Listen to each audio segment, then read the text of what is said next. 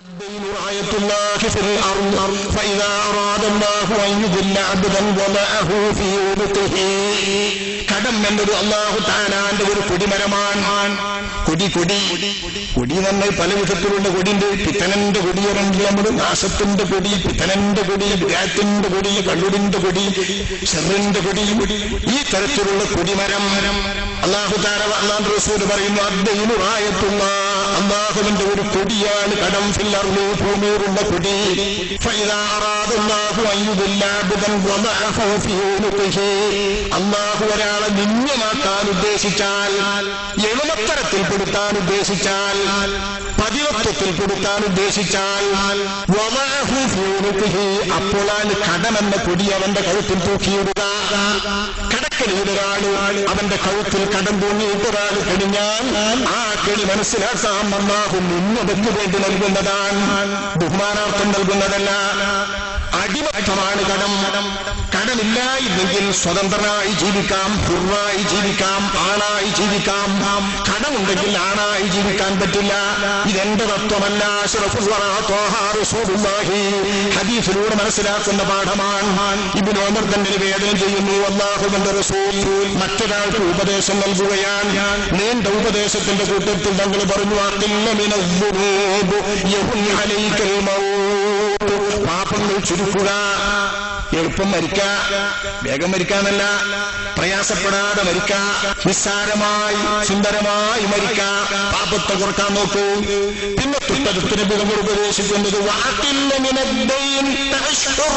കടം ചുരുക്ക്, കടം കുറവാക്കാൻ നോക്ക്, ആണായി ജീവിക്കാം, ഹുറായി ജീവിക്കാം. ഇതിനർത്ഥം കടക്കണിയിൽപ്പെട്ടാൽ അടിമത്തമാണ്. സംശയമുണ്ടോ? നമ്മുടെ ജീവിതത്തിൽ തന്നെ തെളിഞ്ഞു കാണുന്നതല്ലേ. ആരെയെങ്കിലും കടം വാങ്ങിക്കണമെങ്കിൽ ഓന്റെ അടിമയായിട്ട് തൽക്കാലം ലേശമൊക്കെ നമ്മൾ കോലം മാറേണ്ടി വരും. അവൻ പറയുന്നിടത്ത് ചിലപ്പോ നമ്മൾ കേൾക്കേണ്ടി വരും. അവന്റെ മുമ്പിൽ എത്തുമ്പോ ചിലപ്പോ കോലം കെട്ടേണ്ടി വരും. ഒരു ചൂളൽ എങ്ങനെ വന്നാലും അവനെ കാണുമ്പം വരും. ബാങ്ക് പോലത്തെ വല്ല കെണിയുള്ള സ്ഥാപനങ്ങളിൽ നിന്നാണെങ്കിൽ പറയും വേണ്ട, ശരിയായ അടിമത്തം തന്നെ. അല്ലാഹുവിന്റെ റസൂൽ പറയുന്നു, എത്ര പരമാർത്ഥം. നിനക്ക് ആണായി ജീവിക്കണോ, സ്വാതന്ത്ര്യത്തോടെ ജീവിക്കണോ, സ്വാതന്ത്ര്യത്തിന്റെ വില അറിഞ്ഞ് ജീവിക്കണോ, കടം കുറക്കുക. കടക്കാരനായാൽ അടിമയായി ജീവിക്കേണ്ടി വരും. കടം കൊണ്ടൊരാൾക്കും മെച്ചം കിട്ടാറില്ല, ദാരിദ്ര്യം കൂടും, ബർക്കത്തില്ലായ്മ കൂടും. എന്തിനു വേണ്ടിയായാൽ അല്ലാഹുവിന്റെ റസൂൽ പറയുന്ന ഉപദേശം കേൾക്കുക. അബൂ ഹുറൈറ വേദന ചെയ്യുന്നു, അല്ലാഹുവിന്റെ റസൂൽ പ്രസ്താവിച്ചു, വമൻ അഖദ അംവാലൻ നാസി യുരീദു ഇത്ലാഫഹാ അത്ലഫഹു അല്ലാഹ്. ബുഖാരി നിവേദനം ചെയ്ത ഹദീസ്. മനുഷ്യന്റെ മുതലുകൾ ഒരാൾ വാങ്ങുന്നത് യുരീദു ഇത്ലാഫഹാ, അത് വേണ്ടാത്തതിൽ ചെലവഴിച്ച് തൊലക്കാനാണ്, ആവശ്യമില്ലാത്തതിൽ ചെലവഴിച്ച് തൊലക്കാനാണ്, ശറഅ് പരിഗണിക്കാത്ത ആവശ്യങ്ങളിൽ ചെലവഴിച്ച് തൊലക്കാനാണ്. അങ്ങനെ കടം വാങ്ങുന്നെങ്കിൽ അല്ലാഹു അവനെ തൊലക്കും, കരയറ്റൂല, രക്ഷപ്പെടുത്താറില്ല, അവന്റെ ജീവിതത്തിന് ബർക്കത്ത് കാണൂല. തൊലക്കാൻ വേണ്ടി കടം വാങ്ങിയവൻ തൊലയുക തന്നെ ചെയ്യും. ആരോ പുറത്ത് തൊലക്കാൻ കടം വാങ്ങുമോ? അല്ലാഹുവിന്റെ റസൂലിന്റെ പ്രയോഗം ഇത്ലാഫ് എന്ന് പറഞ്ഞാൽ മുതല് വേണ്ടാത്തതിലും മഅസിയത്തിലും വേണ്ടാത്തതിലും അത്യാവശ്യമല്ലാത്തതിലും ചെലവഴിക്കുന്നതിനൊക്കെ മുതല് നശിപ്പിക്കുകയാണ്. ഇതാണ് ഖുർആൻ ഉപയോഗിച്ചത്. എത്ര കുമ്പാരം മുതലാണ് ഞാൻ തൊലച്ചത്, ഹലാക്കാക്കി നശിപ്പിച്ചു എന്ന് പറയുന്നത് വേണ്ടാത്തതിൽ ചെലവഴിക്കുന്നതിനെ പറ്റി പറയുന്നതാണ്. റസൂലുള്ളാഹി ഇവിടെയും ഉപയോഗിക്കുന്ന അതാണ് യുരീദു ഇത്ലാഫഹാ. അത്യാവശ്യമല്ലാതെ, അനിവാര്യമല്ലാതെ, ശറഅ് പരിഗണിക്കുന്ന ആവശ്യമില്ലാതെ ഒരാൾ കടം വാങ്ങി തൊലക്കാൻ ഉദ്ദേശിച്ച് ആരാണ്ടത് മേടിച്ചാൽ അയാൾക്കുള്ള ബർക്കത്ത് നൽകൂല, അയാളാണല്ലോ തൊലച്ചു കളയും. ഇതൊക്കെ ദുനിയാവിന്റെ അകത്ത് വന്ന കടത്തിന്റെ പേരിൽ വന്നുകൊണ്ടിരിക്കുന്ന കെടുതികളാണെങ്കിൽ ആഖിറത്തിൽ വരുന്ന അപകടകരമായ കെടുതി അല്ലാഹുവിന്റെ റസൂൽ പറയുന്നു, നോക്കൂ, മറ്റെല്ലാ സൽക്രമങ്ങളെയും തിന്നാനും മറ്റ് സൽക്രമങ്ങളൊക്കെയും നിഷേധിക്കപ്പെടാനും അതിന്റെ നേട്ടങ്ങളൊക്കെയും നമുക്ക് നഷ്ടപ്പെട്ടു പോകാനും കടം ഇടയാകും. അല്ലാഹുവിന്റെ റസൂൽ വിവരിക്കുന്നു, ഇബ്നു ഉമർ നിവേദനം ചെയ്യുന്നു, മൻ മാത വഅലൈഹി ദീനാറുൻ ഔ ദിർഹം ഖുദിയ മിൻ ഹസനാതി. ഏതെങ്കിലും ഒരാൾ മരണപ്പെടുന്നത് കടബാധ്യതയോടെയാണെങ്കിൽ, കടബാധ്യതയോടെ മരണപ്പെടുന്നയാളുടെ കടം ആരിൽ നിന്നാണോ കടം മേടിച്ചെങ്കിൽ അയാൾക്ക് വീട്ടേണ്ട ബാധ്യത അല്ലാഹുവിനുണ്ട്. ഇയാൾ ആരാന്റത് മേടിച്ചതല്ലേ? വീട്ടാതെ മരണപ്പെട്ട ആളുടെ ഹസനത്തുകളിൽ നിന്നെടുത്തിട്ടാണ് ഒരു ദിർഹമോ ഒരു ദീനാറോ, നമ്മുടെ നാടൻ ഭാഷയിൽ പറഞ്ഞ ഒരു ഉറുപ്യ. അന്ന് സ്വർണത്തിന്റെ രൂപയും വെള്ളിയുടെ രൂപയുമാണ്. സ്വർണത്തിന്റെ ഉറുപ്പ്യക്ക് ദീനാറ്, വെള്ളിന്റെ ഉറുപ്പ്യക്ക് ദിർഹം. വെള്ളുറുപ്പികയും സ്വർണ്ണ ഉറുപ്പികയും നിലവുള്ള അന്നത്തെ കാലത്ത് റസൂലുള്ളാഹിന്റെ പ്രയോഗം കറൻസി നോട്ടുകൾ നിൽക്കുന്ന ഇന്നത്തെ കാലത്തേക്ക് മനസ്സിലാക്കിയാൽ ഒരു ഇന്ത്യൻ രൂപ അല്ലെങ്കിൽ 2 രൂപ, ഇത് ഏതെങ്കിലും ഒരാൾക്ക് കടമായി നിന്നാൽ അതിന്റെ കടം അല്ലാഹു വീട്ടുന്നത് ഇവന്റെ സംക്രമങ്ങളിലാണ്. നബി പറയുന്നു വലൈസ ഹമ്മ ദീനാറും വലാ ദിർഹം. ആഖിറത്തിൽ ദീനാറും ദിർഹമില്ലല്ലോ, ആഖിറത്തിൽ നാണയവും പണവുമില്ലല്ലോ. പണത്തിന്റെ ഇടപാടില്ലാത്തതുകൊണ്ട് ഹസനാത്തിൽ നിന്നെടുത്തു കൊടുക്കും. ചെറുതല്ലേ ഈ പറയുന്നത്? ഒരാൾക്ക് ദുനിയാവിന്റെ അകത്ത് കിട്ടാവുന്ന സൗഭാഗ്യങ്ങളിൽ വെച്ച് ഏറ്റവും നല്ല സുന്ദരമായ മരണം എന്താണ്? ലിതകൂന കലിമത്തുല്ലാഹി ഹിയൽ ഉല്യാ. അല്ലാഹുവിന്റെ തൗഹീദിന്റെ കലിമ ഉയർന്നു നിൽക്കാൻ വേണ്ടി ഷഹീദായി മരിക്കുക, രക്തസാക്ഷിയായി മരിക്കുക. ഇതിലും വീരമരണം, ഇതിലും സുന്ദര മരണം ഒരാൾക്ക് നേടാനില്ല. ഈ മരണം പോലും കടത്തിന്റെ പേരിൽ നിഷ്പ്രഭമാകും. കടക്കണിയിൽപ്പെട്ട് മരിച്ചാൽ ഈ ശഹാദത്തിന്റെ പുണ്യം പോലും നഷ്ടപ്പെടാനിടയാകും. അല്ലാഹുവിന്റെ റസൂൽ പറയുന്നു, ത്വബറാനിയും നസായിയും ഹാക്കിം നിവേദനം ചെയ്യുന്ന ഹദീസ്, മുഹമ്മദ് ഇബ്നു അബ്ദുല്ലാഹ് ഇബ്നു ജഹ്ശ് റളിയല്ലാഹു അൻഹു പറയുന്നു, കാന റസൂലുള്ളാഹി സ്വല്ലല്ലാഹു അലൈഹി വസല്ലം ഖാഇദൻ ഹൈസു തുളഉൽ ജനായിസ്. ജനാസകളും മയ്യത്ത് കട്ടിലുകളും വെക്കുന്ന പള്ളിയിലെ ഒരിടത്ത് അല്ലാഹുവിന്റെ റസൂൽ ഇരിക്കുകയായിരുന്നു. ആ ഇരുത്തത്തിനിടയിൽ ഫറഫറസഹു ഖിബലസ് സമാ. അല്ലാഹുവിന്റെ നബി കണ്ടു ആകാശത്തിലേക്ക് കണ്ണുയർത്തുന്നു. ثم حصل بصره. പിന്നെ തങ്ങളവിടത്തെ കണ്ണ് താഴ്ത്തി. ഫവലയദഹു അലാ ജബ്ഹതിഹി. എന്നിട്ട് വിഷമിച്ചവരെ പോലെ നെറ്റിയിൽ കൈകൊടുത്തിട്ട് അല്ലാഹുവിന്റെ റസൂൽ അങ്ങിരുന്നു. ആ പ്രയാസപ്പെട്ട ഇരുത്തത്തിൽ നബി തങ്ങൾ പ്രയാസം ഒളിച്ചു വെക്കാതെ സുബ്ഹാനല്ലാഹ് സുബ്ഹാനല്ലാഹ് മാ ഉൻസില മിന തശ്ബീഹ്. എന്തൊരു ഗൗരവം, എന്തൊരു കടുത്ത ഗൗരവം, എന്തൊരു കടുപ്പം. എന്താണ് ഈ ഇറക്കപ്പെട്ടിരിക്കുന്ന നിയമമോ, എന്താണ് ഈ ഇറക്കപ്പെട്ടിരിക്കുന്ന വിവരമോ? സുബ്ഹാനല്ലാഹ് ചൊല്ലിക്കൊണ്ട് നെറ്റിയിൽ കൈവച്ചിട്ടുള്ള റസൂൽ പ്രയാസപ്പെട്ടുകൊണ്ട് പറഞ്ഞു, ഫഅറഫ്നാ വസക്കത്നാ. വഹി വരുന്ന ലക്ഷണം ഞങ്ങൾ മനസ്സിലാക്കി, ഞങ്ങൾ മിണ്ടാതിരുന്നു, ഒന്നും ചോദിച്ചില്ല. അന്ന് റസൂലുള്ളാഹിനോട് ഇത് ചോദിക്കാൻ പറ്റുന്ന സന്ദർഭമായിരുന്നില്ല. അത്ര പ്രയാസത്തിലും വേദനയിലുമാണ് നിബിധങ്ങൾ. ആ വേദന കഴിഞ്ഞ് പിറ്റേന്നാള് വന്നപ്പോ സഅൽതു റസൂലല്ലാഹി സ്വല്ലല്ലാഹു അലൈഹി വസല്ലം, മുഹമ്മദ് ഇബ്നു അബ്ദുല്ലാഹ് ഇബ്നു ജഹ്ശ് റളിയല്ലാഹു അൻഹു പറയുന്നു, ഞാൻ ചോദിച്ചു അല്ലാഹുവിന്റെ റസൂലിനോട്, മത്തശ്ദീദുല്ലദീ നസൽ. ഇന്നലെ തങ്ങൾ അവതരിച്ചു എന്ന് പറഞ്ഞ് ഗൗരവം എന്താണ്, കർക്കശ പ്രശ്നം എന്താണ്, മഹാപ്രശ്നം എന്താണ്? അല്ലാഹുവിന്റെ റസൂൽ പറഞ്ഞു, ഫിദ്ദീൻ. കടത്തിന്റെ കാര്യത്തിൽ ഇറങ്ങിയതാണ് ഗൗരവം. ഇന്നലെ ഇറങ്ങിയ വഹയിലെ ഗൗരവ വാർത്ത മുഴുവൻ കടത്തെ ചൊല്ലിയാൽ, വല്ലദീ നഫ്സീ ബിയദിഹി ലൗ ഖുതില റജുലുൻ ഫീ സബീലില്ലാഹി സുമ്മ ആശ സുമ്മ ഖുതില സുമ്മ ആശ സുമ്മ ഖുതിൽ വഅലൈഹി ദൈനുൻ മാ ദഖലൽ ജന്ന. ഖാല റസൂലുള്ളാഹി. എന്റെ ശരീരം നിയന്ത്രിക്കുന്ന തമ്പുരാനെയാണ്. ഒരു മനുഷ്യൻ അല്ലാഹുവിന്റെ ഫീ സബീലിൽ കൊല്ലപ്പെട്ട ശേഷം വീണ്ടും അയാൾക്ക് ജീവൻ കിട്ടി. വീണ്ടും ആ ജീവൻ കൊണ്ട് അയാൾ അല്ലാഹുവിന്റെ ദീനിന് വേണ്ടി പൊരുതിയിട്ട് മരിച്ചു. വീണ്ടും ജീവിതം കിട്ടി. മൂന്നാമതും സുമ്മക്കുത്തില ദീനിന് വേണ്ടി പൊരുതിയിട്ട് ശഹാദത്ത് വരിച്ചു. 3 തവണ കിട്ടിയ ജീവൻ കൊണ്ട് അല്ലാഹുവിന്റെ ദീനിന് വേണ്ടി ധർമ്മം ചെയ്ത്, ദാനം ചെയ്ത്, രക്തം ചിന്തി രക്തസാക്ഷിയായ ഒരു മനുഷ്യൻ അവന്റെ മേലിൽ കടബാധ്യത ഒഴിച്ചിട്ടുകൊണ്ടാണ് ആഖിറത്തിൽ ചൊല്ലുന്നതെങ്കിൽ മാദഖലൽ ജന്ന ഹത്താ യുഖ്ദാ ദൈനുഹു. അവന്റെ കടം തീരാതെ, കടം വീട്ടപ്പെടാതെ, കടത്തിന്റെ ഹിസാബ് കഴിയാതെ, അവന്റെ ഹസനാത്തിൽ നിന്നെടുത്തു കൊടുക്കാതെ അയാൾക്ക് സ്വർഗപ്രവേശനം ഹറാമാണ്. സ്വർഗത്തിൽ അയാൾ പ്രവേശിക്കുകയില്ല. റസൂലുള്ളാഹി. എത്ര ഗൗരവതരമാണ് ആഖിറത്തിൽ കടത്തിന്റെ പ്രശ്നം. അല്ലാഹുവിനെ കാണുമ്പോൾ അന്യായമായ കടക്കാരനാണെങ്കിൽ കള്ളൻ, റസൂൽ വിളിച്ചത് കള്ളനാണവൻ. അന്യായമായി കടം വാങ്ങി ഭരിക്കുന്നവൻ കള്ളനാണ്. അബൂ ഹുറൈറ റളിയല്ലാഹു അൻഹു നിവേദനം ചെയ്യുന്നു, മൻ തസവ്വജ ഇംറഅതൻ ലദാ സ്വദാഖിൻ വഹുവ യൻവി അല്ലാ യുഅദ്ദിഹു ഇലൈഹാ ഫഹുവ സാൻ. മഹർ പറഞ്ഞൊരു പെണ്ണിനെ കല്യാണം കഴിഞ്ഞ് പറയുമ്പോഴേ മഹർ കൊടുക്കാൻ വിചാരമില്ല. അങ്ങനെ പറഞ്ഞു മാത്രം മഹർ പറഞ്ഞിട്ട് കൊടുക്കാൻ വിചാരമില്ലാതെ ഒരാളൊരു പെണ്ണിനെ കല്യാണം കഴിച്ച് ജീവിച്ചാൽ അയാൾ മരിക്കുന്നത് വ്യഭിചാരിയായിട്ടാണ്. സാനിയാണ്, സാനിയായിട്ടാൻ.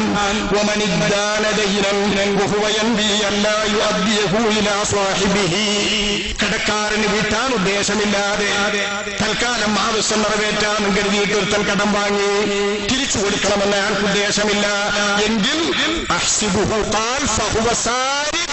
അവൻ കള്ളനാകുന്നു. റിപ്പോർട്ടിനുണ്ട് കള്ളനായിട്ടാണ് അവൻ അല്ലാഹുവുമായി സന്ധിക്കുന്നത്. കള്ളനെന്ന് വിളിക്കുന്നത് കടം വാങ്ങിയവനെയാണ്. കടത്തിന്റെ പേരിൽ ആരെങ്കിലും കള്ളെന്ന് പറയാറുണ്ടോ? അല്ലാഹുവിന്റെ റസൂൽ പറയുന്നത് അന്യായമായി കടം വാങ്ങിയവൻ ശറഅനുവദിക്കുന്ന രീതിയിലല്ലാതെ കടം വാങ്ങുന്നവൻ തിരിച്ചു കൊടുക്കണമെന്ന് ഉദ്ദേശമില്ലാതെ കടം വാങ്ങുന്നവൻ കട്ട് തിന്നുന്നവരെ പോലെയാണ്. കട്ട് നിന്നുന്നതിന് തുല്യമാണിത്. അല്ലാഹുവിന്റെ റസൂൽ മയ്യത്ത് നമസ്കരിക്കാതിരിക്കുക എന്നത് നബിയുടെ ജീവിതകാലത്ത് എത്ര വലിയ ഒരു അപകടമാണ്, എത്ര വലിയ ഒരു കോട്ടമാണ്. ആത്മഹത്യ ചെയ്ത ആൾക്ക് കടം ബാധ്യത വന്നയാൾക്ക് അല്ലാഹുവിന്റെ റസൂൽ നിസ്കരിക്കാതിരുന്നിട്ടുണ്ട്. കടബാധ്യതയുമായി ബന്ധപ്പെട്ടത് ഞാൻ പറയാം. കടബാധ്യതയുള്ളയാൾക്ക് അല്ലാഹുവിന്റെ റസൂൽ ഒരിക്കലല്ല ആദ്യകാലത്തെ മയ്യത്ത് നിസ്കാരം അല്ലാഹുവിന്റെ റസൂൽ കടബാധ്യതയുണ്ടെങ്കിൽ നിസ്കരിക്കേയില്ല. ജാബിർ റളിയല്ലാഹു അൻഹു വേദന ചെയ്യുന്നു. തൂഫിയ റജുലുൻ, ഒരാൾ മരിച്ചു. ഫവസ്സൽനാഹു വകഫന്നാഹു വഹന്നതുനാഹു, ഞങ്ങൾ അദ്ദേഹത്തെ കുളിപ്പിച്ചു, കഫൻ പൊടി അണിയിച്ചു, വേണ്ടതൊക്കെ ചെയ്തു. സമ്മാതൈനാ ബിഹി റസൂലുള്ളാഹി സ്വല്ലല്ലാഹു അലൈഹി വസല്ലം, അന്നത്തെ ഏറ്റവും വലിയൊരു സൗഭാഗ്യം പുന്നാര നബിതങ്ങൾ നിസ്കരിച്ചാൽ അതൊരു വല്ലാത്ത സൗഭാഗ്യമല്ലേ? ആ ശഫാഅത്ത് അല്ലാഹു സ്വീകരിക്കാതിരിക്കുമോ? ഇത് ഞങ്ങളുടെ സഹോദരന് കിട്ടാൻ വേണ്ടി പുന്നാര നബിയുടെ ഹദറത്തിലേക്ക് ഞങ്ങൾ അദ്ദേഹത്തിനെ കൊണ്ടു ചെന്നു. ഞങ്ങൾ പറഞ്ഞു തുസല്ലി അലൈഹി, തങ്ങൾ ഇയാളുടെ മേലൊന്ന് കരുകി. തങ്ങൾ ഒരു ചുവട് വെച്ച് നിസ്കരിക്കാൻ വേണ്ടി വന്നിട്ട് സുമ്മഖാല അലൈഹി ദൈൻ, അയാൾക്ക് കടണ്ടോ, കടബാധ്യതയുണ്ടോ? തങ്ങൾ ചോദിച്ചു. പിന്നെ ദീനാറാനി, 2 ദീനാറ് കടണ്ടോലോ. 2 ദീനാർ നമ്മുടെ നാട്ടിലെ ഭാഷയിൽ 2 റുപ്യ. 2 റുപ്യ വേണമെങ്കിൽ ഡോളർ ഒന്ന് കൂട്ടിക്കോ. $2 കടണ്ടോലോ, $2 കടണ്ടോലോ എന്ന് കേട്ടപ്പം തങ്ങളങ്ങി പിരിഞ്ഞുപോയി. തങ്ങൾ നിസ്കരിക്കാൻ കൂട്ടാക്കിയില്ല. അദ്ദേഹം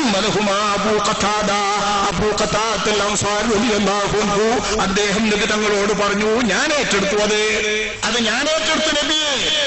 അല്ലാഹുവിന്റെ റസൂലിനോട് ചെന്നിട്ട് പറഞ്ഞു, അബൂ ഖത്താദ ദീനാറാനി അലയ്യ, അയാളുടെ ബാധ്യതയുള്ള 2 ദീനാർ ഞാൻ ഏറ്റെടുത്തു.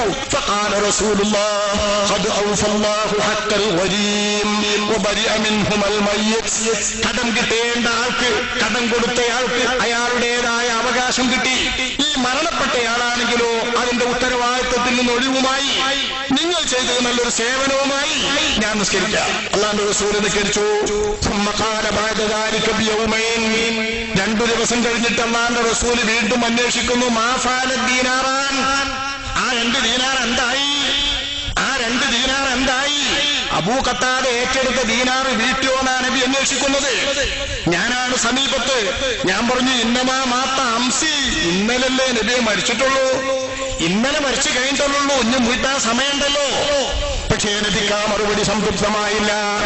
നബിക്കത് വീട്ടിയേ തീരൂ എന്ന നിർബന്ധമുണ്ടെന്നറിഞ്ഞപ്പോ മഹാനായ അബൂ ഖത്താദ തന്നെ പിറ്റേനാൾ നബിയുടെ സമീപത്ത് വന്നിട്ട് ഖദ് ഖദൈതുഹുമാ, ആ 2 ദീനാർ ഞാൻ വീട്ടി നബിയേ എന്ന് പറഞ്ഞപ്പോ ഫഖാല റസൂലുള്ളാഹി അൽആന ബറദത് ജിൽദതുഹു, ഇപ്പോഴാണ് അവരുടെ ശരീരം ഒന്ന് കുളിർത്തത്. മരണപ്പെട്ട മയ്യത്തൊന്ന് ശരീരം കുളിർത്തത് ഇപ്പോഴാണ്. നിങ്ങൾ ആ കടം വീട്ടിയപ്പോൾ ശഫീഉനാ റസൂലുള്ളാഹി അലി റളിയല്ലാഹു അൻഹു പറയുന്നു, കടണ്ടെങ്കിൽ നിസ്കരിക്കാൻ പറ്റൂല എന്നല്ല മസാല കേട്ടോ.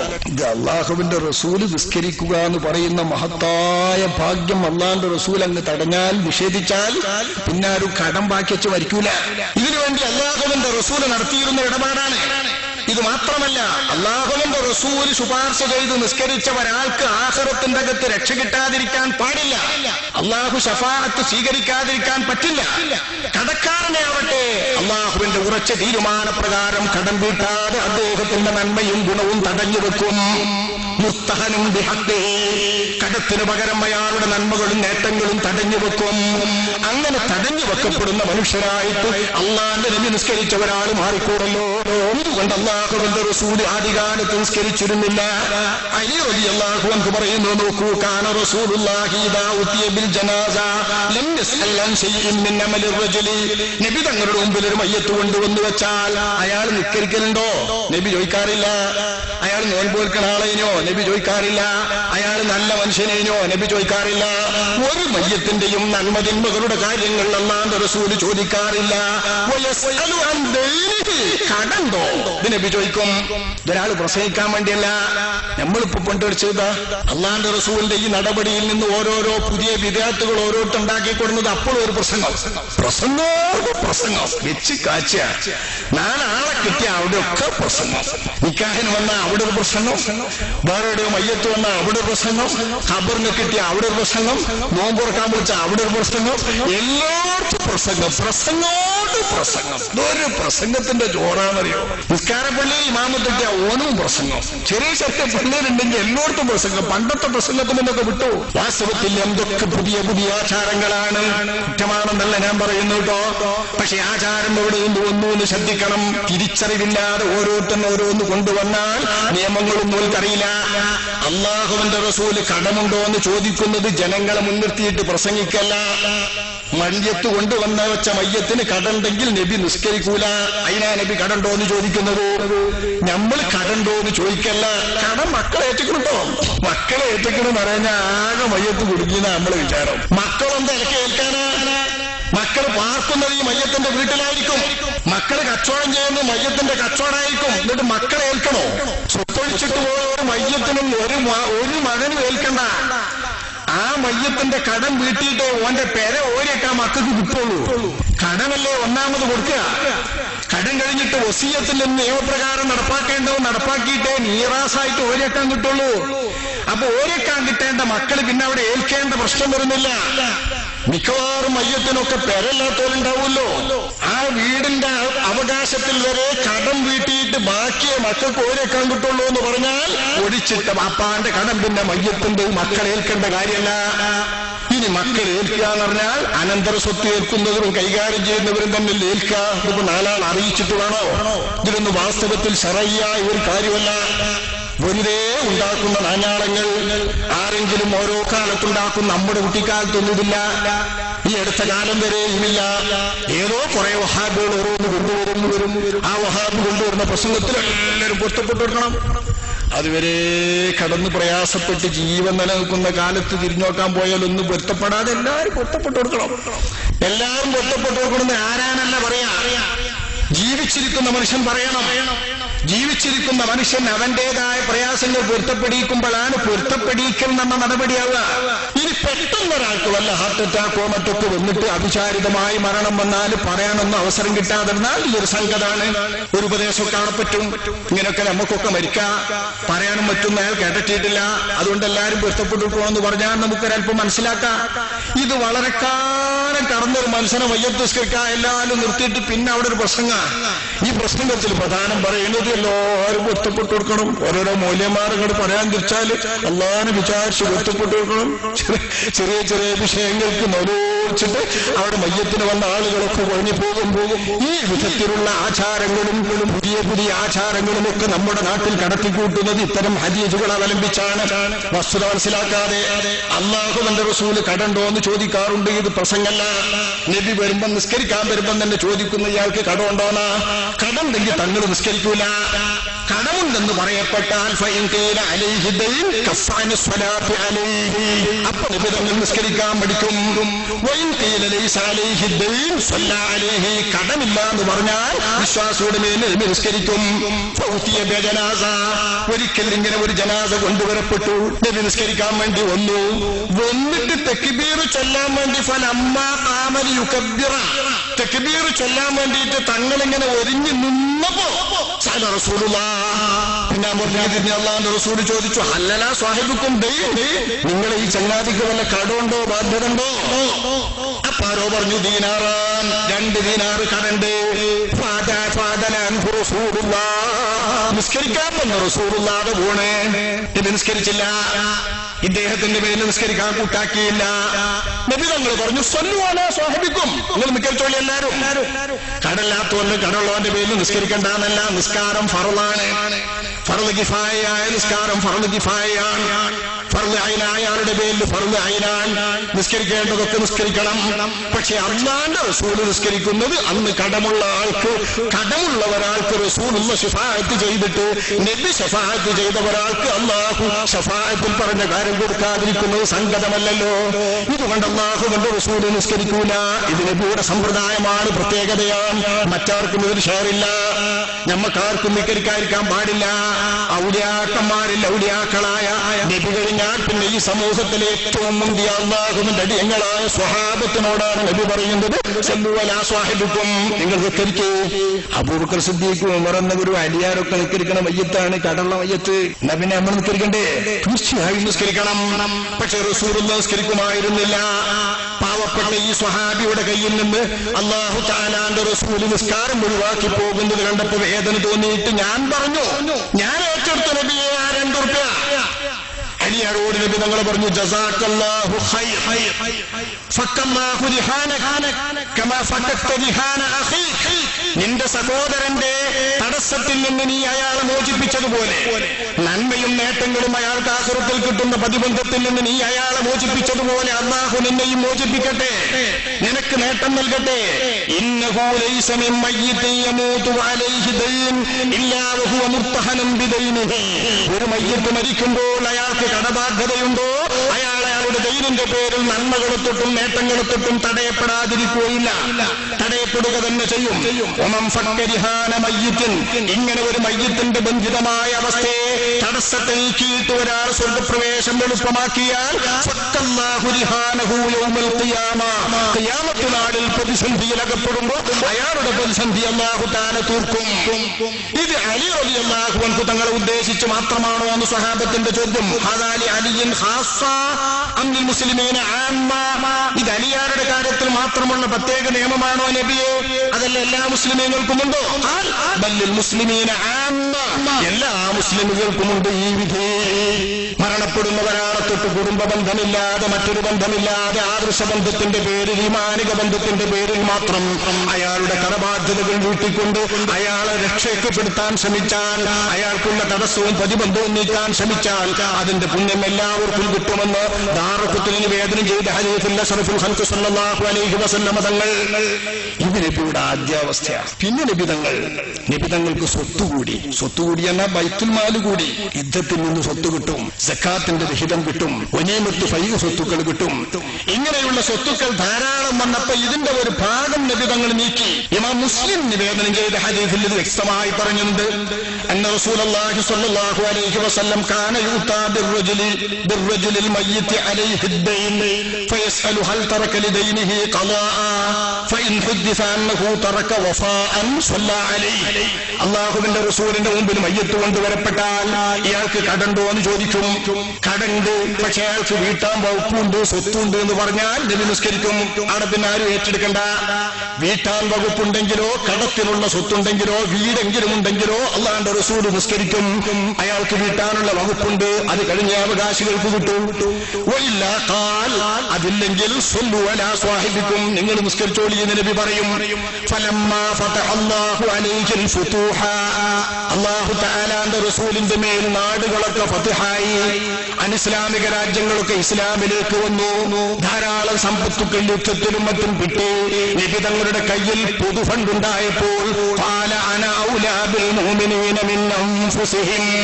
സ്വന്തത്തേക്കാൾ മോമിനീങ്ങൾക്ക് കടപ്പെട്ട സഹായിയാണ് ഞാൻ, അവരുടെ രക്ഷകനാണ് ഞാൻ. അതുകൊണ്ട് സമൂഹത്തിലെ ഏതൊരാൾ കടക്കാരനായി മരണപ്പെട്ടാലും അവന്റെ കടം ഞാൻ വീട്ടും.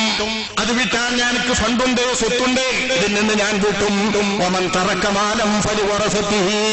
മുതലൊഴിച്ചിട്ടത് എനിക്ക് വേണ്ട, അയാളുടെ അനന്തര സ്വത്തുകൾ അനന്തരഗാമികൾക്ക് കൊടുക്കട്ടെ. കടമുണ്ടോ ഞാൻ ഏറ്റെടുക്കുമെന്ന് ഖാല റസൂലുള്ളാഹി. ഇതാണ് നബിയുടെ അവസാനത്തെ നില.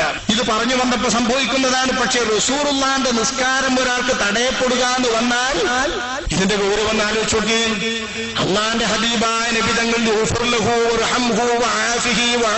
എന്നൊരു മയ്യത്തിന് പറഞ്ഞു കിട്ടുന്ന ആ മഹാസൗഭാഗ്യം, അത് നബിയുടെ ജീവിതകാലത്ത് സഹാബത്തിന് മാത്രം കിട്ടിയ സൗഭാഗ്യമാണ്.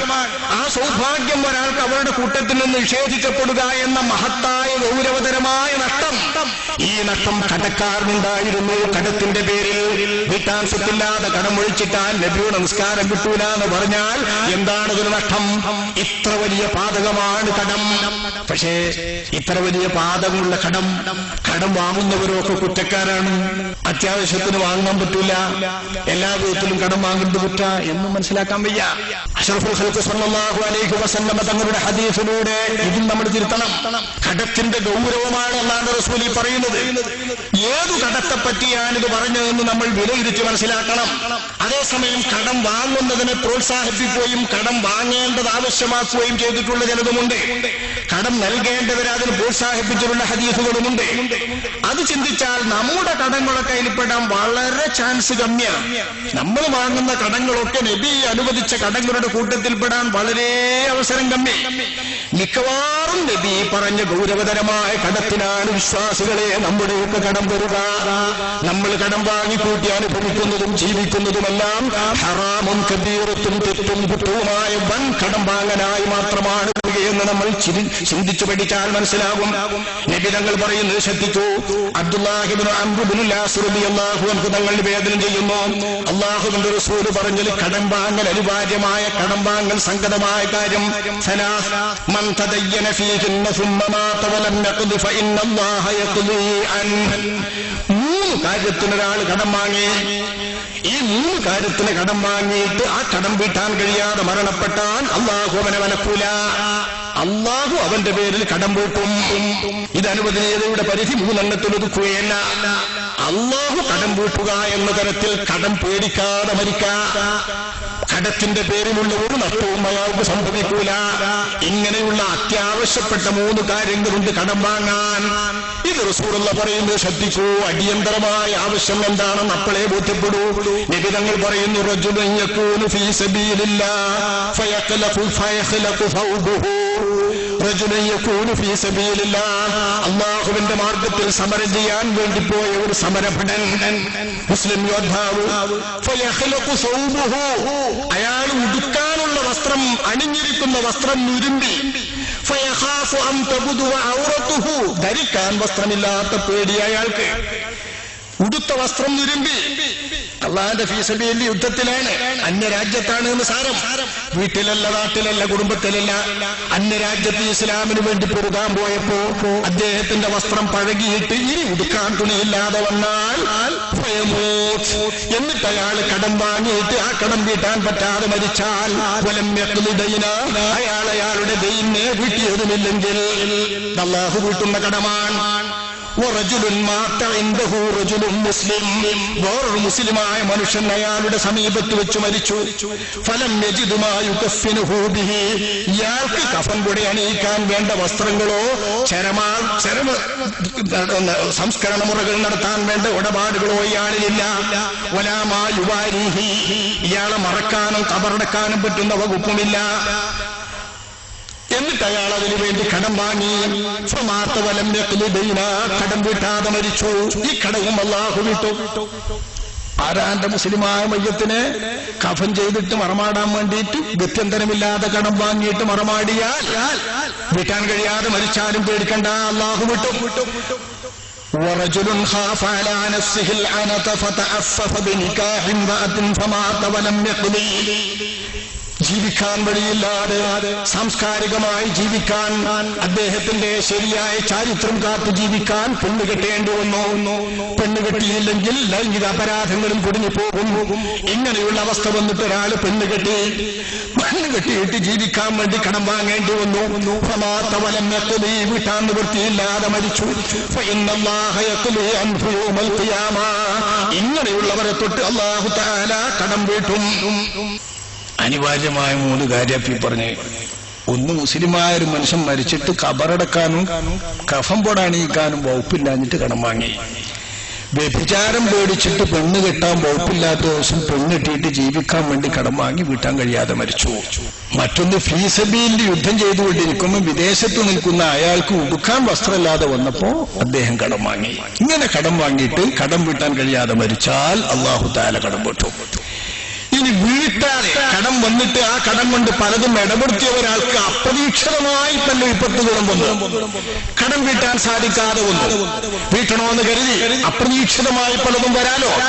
ആ അപ്രതീക്ഷിതമായത് വന്നാലും അല്ലാഹുവിന്റെ റസൂല് പറയുന്നു, അല്ലാഹുവിന്റെ റസൂല് യദുഉല്ലാഹ ബിസ്വാഹിബിദ്ദൈൻ യദുഉല്ലാഹു ബിസ്വാഹിബിദ്ദൈൻ യൗമൽ ഖിയാമ. അന്ത്യനാളിൽ ഒരു കടക്കാരനെ അല്ലാഹു തആല വിളിക്കും. ഹത്താ യുഖഫ ബൈന യദൈ, പടച്ചവന്റെ മുമ്പിൽ നിർത്തപ്പെടും. ഫയുഖാലു, എന്നിട്ട് വിചാരണ ചെയ്യപ്പെടും. ഇബ്നു ആദം, ഓ മനുഷ്യ, ഫീമ അഖൽത ഹാദദ്ദൈൻ വഫീമ ളയ്യത ഹുഖൂഖന്നാസ്, നീ എന്തിനാ കടം മേടിച്ചത്? ആരാന്റെ കടം മേടിച്ചിട്ട് നീ എന്തിലൊക്കെയാ തൊലച്ചത്, എന്തൊക്കെയാ നാശാക്കിയത്? ഫയഖൂലു യാ റബ്ബി, എന്റെ പടച്ചവനെ, ഇന്നക തഅലമൂ, നിനക്കറിയാമല്ലോ, അന്നീ അഖൽതുഹു, ഞാൻ കടം വാങ്ങി എന്ന് നിനക്കറിയാം. ഫലം ആക്കുൽ, ഞാൻ തിന്നു കഴിച്ചിട്ടില്ല. വലം അശ്റബ്, ഞാൻ കുടിച്ചു തീർത്തിട്ടില്ല. വലം അൽബസ്, ഞാൻ ധരിച്ച് നാശപ്പെടുത്തിയിട്ടില്ല. വലം ഉളയ്യ, വേണ്ടാത്തതിലും ഹറാമിലുമൊന്നും ഞാൻ അതിനെ ചെലവഴിച്ചിട്ടില്ല. വലാകിൻ അതാ അലയ്യ, എന്റെ മേൽ അറിയാതെ അപ്രതീക്ഷിതമായി സംഭവിച്ചു. ഇമ്മാ വൈദ്യുത സർക്യൂട്ട് തെറ്റിയിട്ട് കരിഞ്ഞു, അല്ലെങ്കിൽ തീ പിടിച്ചിട്ട് കരിഞ്ഞു. ആരോ മോഷ്ടിച്ചു കൊണ്ടുപോയി. അപ്രതീക്ഷിതമായ വലിയ വിലയിടിവ് സംഭവിച്ചു. കടം വാങ്ങി കച്ചവടം ചെയ്തു, പെരുന്നാ കച്ചവടം ചെയ്തു, നോമ്പും കച്ചവടം ചെയ്തു. ജീവിക്കാനൊരു വഴിയെന്ന നിലക്ക് വേറെ മാർഗമില്ലാതെ ഹലാലായ ജീവിതത്തിന് വേണ്ടി കച്ചവടം ചെയ്യാൻ കടം വാങ്ങി. പക്ഷേ കച്ചവടം ചെയ്യാൻ വേണ്ട, കച്ചവടത്തെ അവിചാരിതമായിട്ട് വിലയിടുന്നു എന്നിട്ട് അങ്ങ് പൊളിഞ്ഞു. അങ്ങനെ സംഭവിച്ചല്ലേ എന്ന് പറയുമ്പം പടച്ചോൻ പറയും, സദഖ അബ്ദി, ഈ അടിയാൻ, എന്റെ അടിയാൻ പറഞ്ഞത് സത്യമാണ്. അനാ ഹഖ്ഖു മൻ ഖദാ അൻക, നിന്നെ തൊട്ട് ഞാനാണ് ഏറ്റവും വീട്ടാൻ തരപ്പെട്ടവൻ. ഫയദുല്ലാഹു ബിശൈഇൻ ഫയളഉഹു ഫീ കഫ്ഫത്തി മീസാനിഹി, എന്നിട്ട് അല്ലാഹു എന്തോ കൊണ്ടുവരാൻ കൽപ്പിക്കും. ആ കൊണ്ടുവന്നത് ഇയാളുടെ നന്മ തിന്മകൾ തൂക്കുന്ന നന്മയുടെ ത്രാസിന്റെ തട്ടിലങ്ങ് വെക്കും. ഇയാളുടെ നന്മയുടെ ത്രാസിന്റെ തട്ടുന്നാകെ പൊന്തും. അയാളുടെ തിന്മയുടെ തട്ടിനേക്കാൾ ഭാരമുള്ളതാകും. അങ്ങനെ അദ്ദേഹം സ്വർഗ്ഗത്തിൽ കടക്കും. പടച്ചോന്റെ റഹ്മത്തിന്റെ മിച്ചം കൊണ്ട് അദ്ദേഹം സ്വർഗ്ഗത്തിൽ കടക്കുമെന്ന് ശഫീഉനാ റസൂലുള്ളാഹി. ഈ ഹദീസ് പഠിപ്പിച്ചു വരുന്ന എന്താണ്?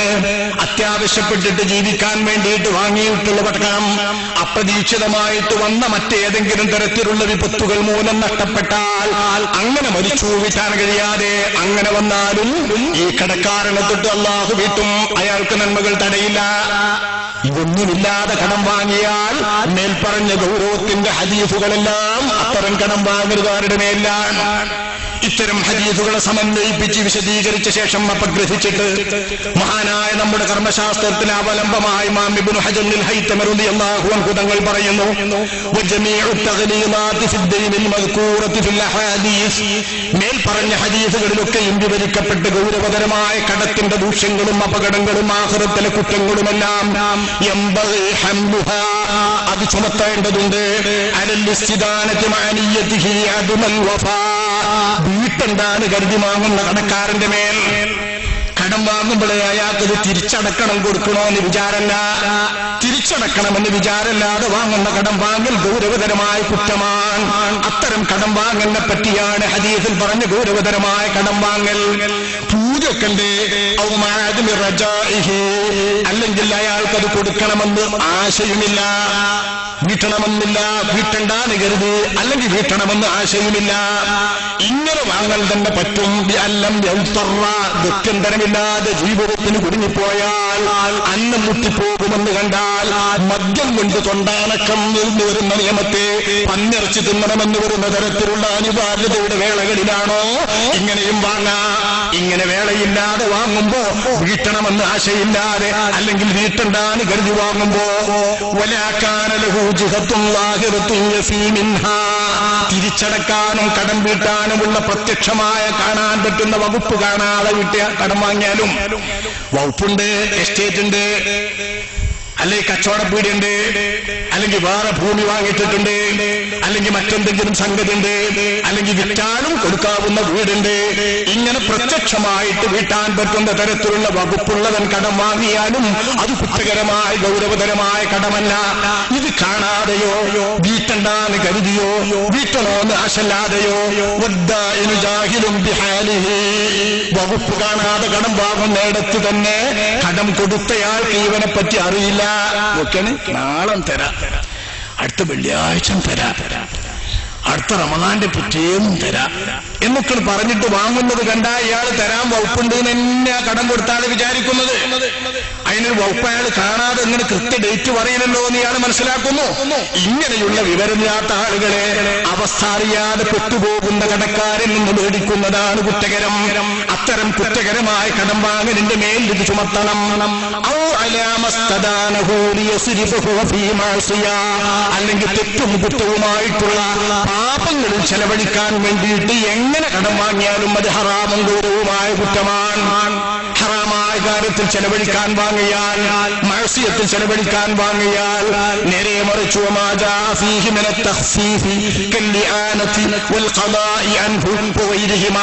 കടം വാങ്ങിയ ആൾക്ക് വീട്ടണമെന്ന് ഉദ്ദേശമുണ്ടെങ്കിൽ വീട്ടാൻ സഹായിക്കുമെന്ന് അല്ലാഹുവിന്റെ റസൂലിന്റെ ഹദീസിലുണ്ട്.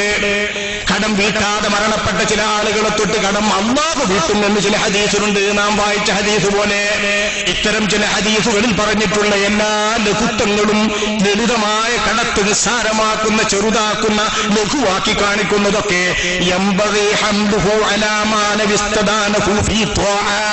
പടച്ചോൻ പൊരുത്തപ്പെട്ട നല്ല നല്ല കാര്യങ്ങൾക്ക് വേണ്ടി കടം വാങ്ങുന്നതിനെ സംബന്ധിച്ചാണെന്ന് വെക്കണം. അതുതന്നെ നാവിയൻ അദാഅഹു, അത് വീട്ടണോന്ന് വിചാരിച്ചു വാങ്ങുന്നതാണെന്ന് വെക്കണം. വലഹുജികത്തും ആഖിറത്തും യുഅദ്ദി മിൻഹാ, വീട്ടാൻ വകുപ്പ് കണ്ടിട്ട് വാങ്ങുന്നതുമാണെന്നും വെക്കണം. ഔ വദ്ദാഇനു ആലിമൻ ബിഹാലിഹി, അല്ലെങ്കിൽ നിലയറിയുന്ന കടക്കാരന് നിലയറിഞ്ഞിട്ടും പോട്ടെ പോണ വൈക്ക് എഴുതി കൊടുക്കുന്ന കടക്കാരൻ്റെ അടുത്ത് നാണെന്ന് വെക്കണം. ഇങ്ങനെയൊന്നുമല്ലാതെ മനുഷ്യനെ അപകടപ്പെടുത്തിയിട്ട് ഹദിയത്ത് ചെയ്ത് വഞ്ചിച്ച് ആരാണ്ടത് പിടുങ്ങാൻ കടം വാങ്ങുന്നത് വിദ്യയാക്കിയാൽ അവനാണ് ഈ പറഞ്ഞ ഹദീസുകളിൽ പറഞ്ഞ ഗൗരവങ്ങളൊക്കെ എന്ന് മഹാനായ ഇമാം ഇബ്നു ഹജർ അൽ ഹൈതമി റളിയല്ലാഹു അൻഹുവിന്റെ വ്യാഖ്യാനവും അപഗ്രഥനവും ഈ റിസൾട്ടും വന്നാൽ നമ്മളുടെ കടം വാങ്ങലൊക്കെ എന്തിൽ പെടും?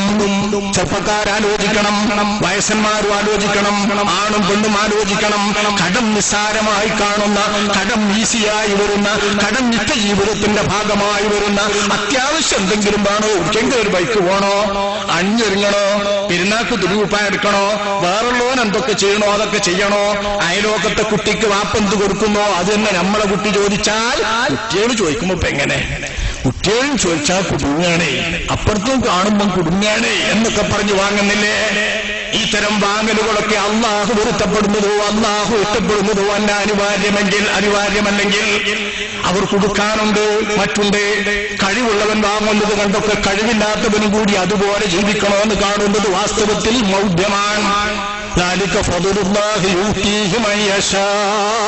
ദുന്യാവിന്റെ മിച്ചവും അല്ലാഹു ചിലർക്കാ കൊടുക്കുക, ആഖിറത്തിലെ നേട്ടങ്ങളും അല്ലാഹു ചിലർക്കാ കൊടുക്കുക.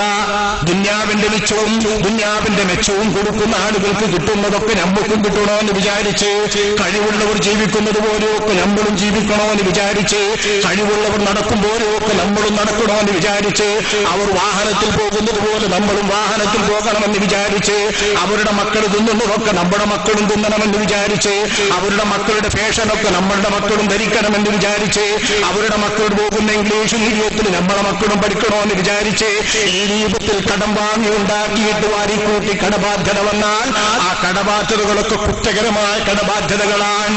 അത്യാവശ്യത്തിന് വേണ്ടി അള്ള പൊരുത്തപ്പെട്ട മാർഗത്തിലേക്ക് ദാനം ചെയ്യാനോ നിർബന്ധമായ ചെലവ് നടത്താനോ അവനവന്റെ ബാധ്യതപ്പെട്ട ആളുകൾക്ക് വകുപ്പില്ലാതെ, ചെലവിന് വകുപ്പില്ലാതെ കുടുങ്ങിയിട്ടോ, ആശുപത്രിയിൽ ചികിത്സയ്ക്ക് വകുപ്പില്ലാതെ കുടുങ്ങിയിട്ടോ ഒക്കെ അനിവാര്യമായി വന്നാൽ വീട്ടണോ എന്ന് വിചാരിക്കുന്ന ആൾക്ക് അള്ള എളുപ്പമാക്കും.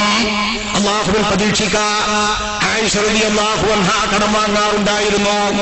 ആയിഷ റളിയല്ലാഹു അൻഹ കടം വാങ്ങുമ്പോ അവരെ ആക്ഷേപിച്ചിരുന്ന പലരും. ആയിഷ റളിയല്ലാഹു അൻഹ അന്നഹാ കാനത് തദായനു ഫഖീല ലഹാ മാലകി വലിദ്ദൈൻ വലകി അൻഹു മംദൂഹ. പുന്നാര ഉമ്മ, അങ്ങെന്തിനാ കടം വാങ്ങുന്നത്? അങ്ങേക്ക് കടം വാങ്ങാൻ തന്നെ ഞങ്ങൾ വേണമെങ്കിൽ തരുമല്ലോ, പിന്നെന്തിനാ കടം വാങ്ങണേ? കടം വാങ്ങാതെ തന്നെ അങ്ങേക്ക് വേണ്ടതും നിങ്ങൾക്ക് വേണ്ടതൊക്കെ സമൂഹം തരും, ഞങ്ങളുടെ ഉമ്മയല്ലേ.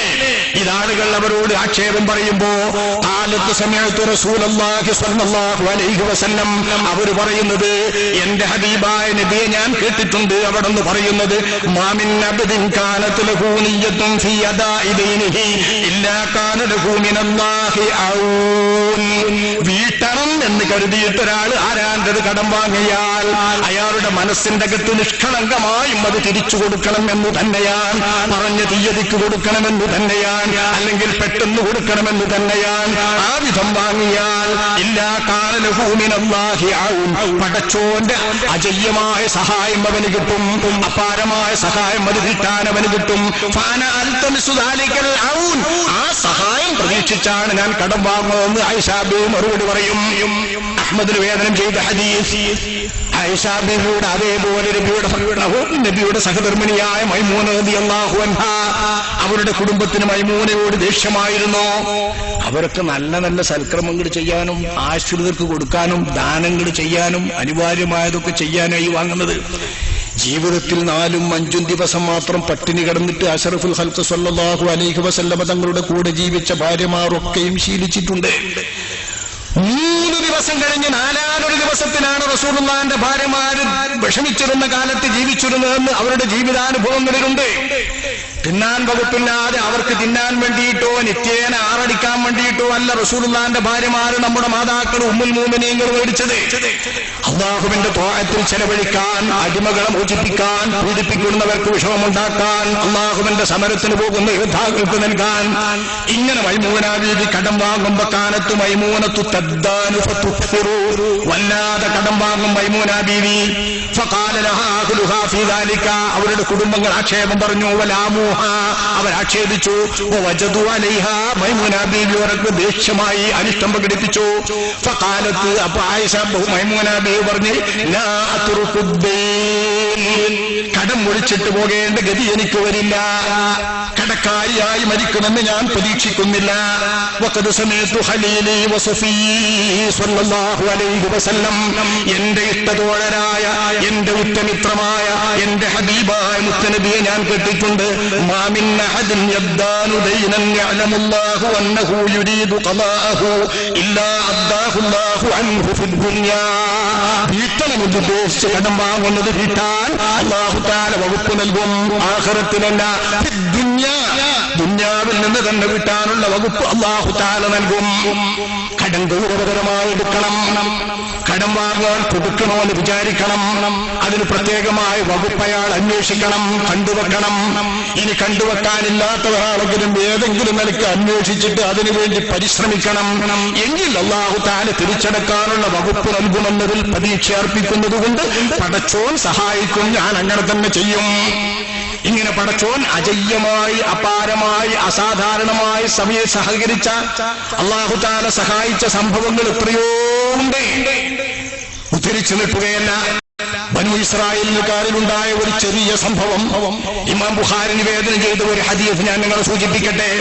ബനു ഇസ്രായേലിലുള്ള സംഭവമൊക്കെ റസൂലുള്ള പഠിപ്പിച്ചിരുന്നത് നമ്മൾ വല്ലതും പഠിക്കാനാണ്, മനസ്സിലാക്കാൻ വേണ്ടി.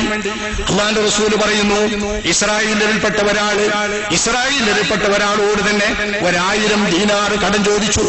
1000 സ്വർണ്ണ നാണയം, കുറച്ചൊന്നും അല്ല, വലിയ സംഖ്യ. കച്ചവടത്തിന് പോകാനേ 1000 ദീനാർ. ഒരു ദീനാറ് തന്നാൽ ഒരു അരപ്പവനോളം വരും. 1000 ദീനാറ് തന്നാല് ഒരു 500 പവനോളം വരും. ഒരു 400 ചില്ലാനും പവൻ ഏതായാലും വരും. അത്രയും പവൻ വരുന്ന സ്വർണം ഇയാൾ സ്വന്തക്കാരനോട് കടം ചോദിച്ചു. അയാൾ പറഞ്ഞു, ഇത്നി ബിശ്ശുഹദാ, ഞാൻ തന്നു എന്നുള്ളതിനെന്താ രേഖ? സാക്ഷികളെ കൊണ്ടുപോവാ. ഇസ്ലാമിലെ ബലം ഇതാ. സാക്ഷികൾ, ആൾക്കും ആളെ വാക്കുന ഇസ്ലാമിലെ ബലം. നമുക്ക് ആളും ബലല്ല, ആളെ വാക്കും ബലല്ല. നമുക്ക് കടലാസിന്റെ നോട്ടിന്റെ വൃത്തിയൊക്കെ 50 റുപ്യ മുദ്ര പേപ്പർ 10 റുപ്യേന്റെ മുതൽ പേപ്പർ മുതൽ 50 റുപ്യേന്റെ മുതൽ 100 റുപ്യേന്റെ മുതൽ നമുക്ക് വില. ഇത് നമ്മളെ സമൂഹത്തിന്റെ കണക്കാ. കടലാസിലുള്ള സമൂഹം. ഏട്ടിലെ പശു പുല്ല് തിന്നാറില്ല എന്ന് പണ്ട് പറയാറുണ്ട്. ഏട്ടിൽ താ നമ്മളതൊക്കെ എല്ലാ ഏട്ടില്, ഇൽമേട്ടില്, ദീനേട്ടില്, നിസ്കാരേട്ടില്, കടമേട്ടില്, തൊലാക്ക് ഏട്ടില്, എല്ലോ ഏട്ടില്, വാക്കിലൊന്നുമില്ല. അങ്ങനെയല്ല പണ്ടത്തെ സമൂഹം. സാക്ഷികളെ കൊണ്ടുവാ, നിനക്ക് തന്നു ഞാൻ കടം എന്ന് വേണ്ട സമയത്ത് പറയേണ്ടി വരുന്ന സാക്ഷികളില്ലാതെ ഞാനെങ്ങനെ നൽകും? അദ്ദേഹം പറഞ്ഞു, കഫാ ബില്ലാഹി ഷഹീദ, അല്ലാഹുണ്ട് സാക്ഷി. അല്ലാഹ് പോലെ അല്ലാഹുണ്ട് സാക്ഷി. എന്നാ പോട്ടെ, ആവശ്യം വരുമ്പോ നിന്നിൽ നിന്ന് ഈടാക്കാൻ പറ്റിയില്ലെങ്കിൽ മറ്റൊരാളിൽ നിന്ന് ഈടാക്കാൻ പറ്റുന്ന ജാമ്യക്കാരനെ കൊണ്ടുവാ. തന്നീന് രേഖ വേണ്ട, ഈത്തിനി ബിൽ കഫീൽ, ജാമ്യക്കാരനെ കൊണ്ടുവാ. കഫാ ബില്ലാഹി വക്കീല, പടച്ചോനില്ലേ വല്ല ജാമ്യക്കാരനായി കടം ചോദിച്ചാള്. അള്ളാനെ പറഞ്ഞപ്പോ ഇയാൾ പഠിച്ചു, നീ സത്യസന്ധനാണ്, സത്യസന്ധനാന്ന് പറഞ്ഞ് ഇയാൾക്ക് കൊടുത്തു. ഇയാൾക്ക് 1000 ദീനാറുമായി പോയി. ഇയാൾ കടല് കടന്ന് അക്കരക്കാ പോയത് കച്ചവടം ചെയ്യാൻ. ഇമാം ബുഖാരി നിവേദനം ചെയ്യുന്ന ഹദീസാണ്. സനദ് സഹിതം ഇമാം നസായി നിവേദനം ചെയ്തിട്ടുണ്ട്. ഇമാം ബുഖാരി തന്റെ സ്വഹീഹിൽ റിപ്പോർട്ട് ചെയ്ത സംഭവം, ബനൂ ഇസ്രായേലിൽ ഇദ്ദേഹം കടല് കടന്നു പോയി. നിശ്ചിത അവധി പറഞ്ഞ് മേടിച്ചിരുന്ന ആ കടത്തിന്റെ തീയതി നോക്കുമ്പോ ഇയാൾക്ക് കടം വാങ്ങിയതായ ആളുടെ അടുത്തേക്ക് വരാൻ കപ്പലില്ലാതെ വിഷമിച്ചു. ഒരുപാട് അന്വേഷിച്ചു, ആരും പോരുന്നില്ല. കടത്തിന്റെ നിശ്ചിത തീയതിയുമെത്തി. അള്ളാനെ സാക്ഷി പറഞ്ഞതാണ്, അള്ളാനെ ജാമ്യക്കാരനാക്കിയതാണ്, അള്ളാനെ കൊണ്ട് കളിച്ച കടമാണ്. ഈ കടം നിശ്ചിത തീയതിക്ക് മേടിച്ചില്ലെങ്കിൽ അള്ളാനെ മാത്രം ലാക്കാക്കി അള്ളാനെ പറഞ്ഞപ്പോൾ വിശ്വസിച്ച് തന്നെ ഏൽപ്പിച്ച കടക്കാരനെ വഞ്ചിച്ചതാകില്ലേ എന്ന് കരുതിയിട്ട് അദ്ദേഹം അള്ളാഹുവിലേക്ക് കയ്യുയർത്തി തന്നെ ഒരു മാർഗം സ്വീകരിച്ചു. ഒരു മരത്തിന്റെ വലിയ ഒരു മരമുട്ടിയെടുത്ത് ആ മരമുട്ടി തുരന്ന് അതിലൊരു കുഴി ഉണ്ടാക്കി ആ കുഴിയിൽ 1000 ദീനാർ നിക്ഷേപിച്ച് 1000 ദീനാറിന്റെ മുകളിൽ ഇത് ഇന്നാൾക്ക് ഞാൻ അയക്കുന്നതാണെന്ന ഒരു ലിഖിതവും വെച്ച് മൂടി അതിന്റെ അടവടച്ചിട്ട് മുഴകളൊക്കെ നീക്കി ഭദ്രമായി അതിന്റെ അകത്ത് യാതൊരു പോറലും കാണാതെ അതിന്റെ തുന്നിക്കൂട്ടിയതോ ഒട്ടിച്ചതോ അറിയാത്ത വിധം ശരിയാക്കിയിട്ട് മരക്കണ്ടം നല്ലൊരു മുട്ടിയാക്കി. ആ മുട്ടി സമുദ്രത്തിന്റെ മുൻപിലേക്ക് കൊണ്ടുപോയിട്ട് കരക്കിൽ വെച്ച് അദ്ദേഹം അല്ലാഹുവിനോട് പ്രാർത്ഥിച്ചു, അല്ലാഹുമ്മ ഇന്നക തഅലമു അന്നീ തസല്ലഫ്തു ഫുലാനാ, പടച്ചോനെ നിനക്കറിയുമല്ലോ ഞാൻ ഇന്ന മനുഷ്യനോട് കടം ചോദിച്ചു, ഇനി ഞാനൊരു മാർഗമേ കാണുന്നുള്ളൂ.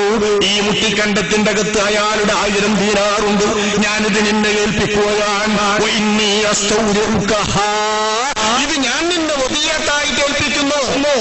അദ്ദേഹം നിന്നെ കണ്ട് തന്നത് നിന്നെ ഏൽപ്പിക്കുന്നു, ഞാൻ നിനക്കങ്ങ് തീർത്തേക്കാം. ഞാനതിൽ വഞ്ചന നടത്തിയിട്ടില്ല. അദ്ദേഹത്തിന്റെ കടത്തിന്റെ അവധി ഇന്ന നാട്ടിൽ തീയതി വരെ ഉള്ളൂ. അതിനപ്പുറം ഒരു നാൾ അയാളുടെ ദീനാറെടുത്ത് ചെലവഴിക്കാൻ എനിക്ക് സമ്മതമില്ല. ഇന്ന തീയതിക്ക് കൊടുക്കാമെന്ന് പറഞ്ഞ കടത്തിന്റെ നില ഇതാണെന്ന് ഓർക്കണം സഹോദരന്മാരെ. ഇന്ന തീയതിക്ക് കടം വാങ്ങാന്ന് പറഞ്ഞാൽ ആ തീയതി മാത്രമേ, ആ തീയതി വരെ മാത്രമേ അയാളുടെ കടസംഖ്യ ചെലവഴിക്കാൻ അയാൾക്ക് പൊരുത്തമുള്ളൂ, ഇഷ്ടമുള്ളൂ. അതിനപ്പുറം നമ്മൾ അയാളുടെ പണം ചെലവഴിക്കുന്ന സെക്കൻഡുകളൊക്കെയും ഒസുബാണ്, കയ്യേറ്റമാണ്, അവകാശമില്ലാത്തതാണ്. അതുകൊണ്ടാണ് ഇദ്ദേഹം പറഞ്ഞ തീയതിക്ക് ആ പണം പിന്നെ അതിനപ്പുറം ചെലവഴിക്കുന്ന കയ്യേറ്റത്തിൽ ഞാനില്ല. അതുകൊണ്ട് ആ കൃത്യ തീയതിക്ക് ഞാൻ നിന്നെ ഏൽപ്പിച്ച്, നിന്നെ സൂക്ഷിക്കാൻ ഏൽപ്പിച്ച് അയാളുടെ സംഖ്യ നിന്നിൽ ബാങ്കിൽ നിക്ഷേപിച്ചതുപോലെ നിക്ഷേപിക്കുന്നു. നമുക്കിപ്പോ ബാങ്കുണ്ട്, ഇവിടെ അല്ലാഹുവിനെ നിക്ഷേപിക്കുകയാൻ. ഇസ്രായേലിൽ കഴിഞ്ഞ ഈ കഥ അല്ലാഹുവിന്റെ റസൂൽ വിവരിക്കുകയാൻ. എന്നിട്ട് ഇദ്ദേഹം ഇതിന് സമുദ്രത്തിലേക്ക് കണ്ടെറിഞ്ഞു. അള്ളാഹ് ഓഫീസില്ലല്ലോ, അള്ളാഹ് ഓഫീസില്ലാത്തതുകൊണ്ട് സമുദ്രത്തിന്റെ ഓരത്തെറിഞ്ഞ് സമുദ്രത്തിലൂടെ കിട്ടുന്നത് കിട്ടുമെങ്കിൽ കിട്ടട്ടെ, കിട്ടണോന്റെ കയ്യിൽ പെടട്ടെ എന്ന് കരുതിയിട്ട് അള്ളാഹു എന്നെ ഏൽപ്പിച്ച ഈ സ്വത്തം കിട്ടു. പിന്നീട് ദിവസങ്ങൾ കഴിഞ്ഞപ്പോൾ അദ്ദേഹത്തിന് വാഹനം കിട്ടി, കപ്പല് കിട്ടി, തിരിച്ചെത്തി. കടക്കാരനെ കണ്ട് സങ്കടമുണർത്തി. നിത്യതീയതിക്ക് വരാൻ വേണ്ടി നോക്കുമ്പോ എനിക്ക് യാതൊരു മാർഗവും ഉണ്ടായിരുന്നില്ല. കപ്പല് കിട്ടിയില്ല, മറ്റൊരു മാർഗവും ഉണ്ടായില്ല.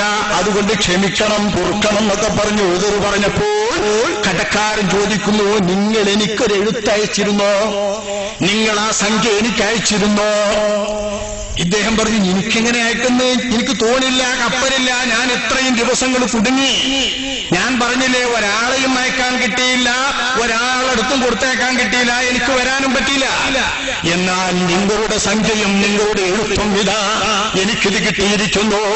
ഞാൻ സമുദ്രത്തിൽ നിന്നും ഒരു മരപ്പെട്ടി ഒന്നിച്ചൊരു മരക്കൊള്ളി എന്റെ അടുത്തേക്ക് വന്നപ്പോ വിറകിന് പറ്റുമല്ലോ എന്നെഴുതിയിട്ട് നല്ലൊരു മുട്ടി പിടിച്ചതാണ്. ആ മുട്ടി എന്റെ വീടിന്റെ അടുത്ത് കൊണ്ടുപോകുമ്പോ വിറകാക്കാൻ വേണ്ടി എന്റെ വീടരത് മുറിച്ചു നോക്കുമ്പോൾ അതിനുണ്ട് 1000 ദീനാർ. ആ 1000 ദീനാറിനോടൊപ്പം തന്നെ ഈ 1000 ദീനാർ പടച്ചോനെ ഒതിയാത്താക്കിയിട്ട് ഏൽപ്പിച്ചിരിക്കുന്നതും ലിഖിതവും ഇന്നയാൾക്കുള്ളതാണ് ഈ സംഖ്യ എന്നുള്ള വിവരവും എനിക്ക് കിട്ടി. പടച്ചോൻ അതെന്റെ അടുത്ത് എത്തിച്ചിരിക്കുന്നു നിങ്ങളുടെ സംഖ്യ എന്ന്. ആ ഇസ്രായേലിൽപ്പെട്ട കടക്കാരനോട് കടം കൊടുത്തയാള് പറഞ്ഞു വന്ന് ശഫീഉനാ റസൂലുള്ളാഹി. നമ്മുടെ നാട്ടിൽ നിഷേധികൾക്ക് ദഹിക്കൂല. മുത്തിക്കണ്ടം ഏതോ സമുദ്രത്തിന്റെ അക്കരെ എറിയുക, അത് ഉദ്ദേശിച്ച ലക്ഷ്യത്തിൽ തന്നെ കിട്ടുക.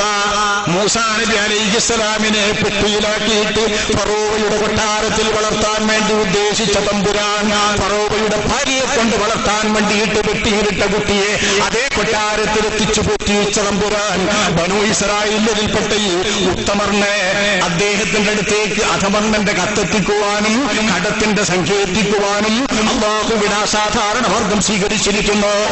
ഇതൊക്കെ കടം വീട്ടണോ എന്ന് കരുതിയെടുത്ത് നടക്കുന്ന അനുഭവങ്ങളാണ്, അസാധാരണമായ സിദ്ധികളാണ്. ഈ രീതിയിലുള്ള കടം വീട്ടലുകളും കടം വാങ്ങിയ ആളുകളും മുൻകാലത്തുണ്ട്. നമ്മുടെ നിലയോ വീട്ടണോ എന്ന് കരുതി മേൽപ്പറഞ്ഞ വിധത്തിലുള്ള കടമാണെങ്കിൽ കേൾക്കാം.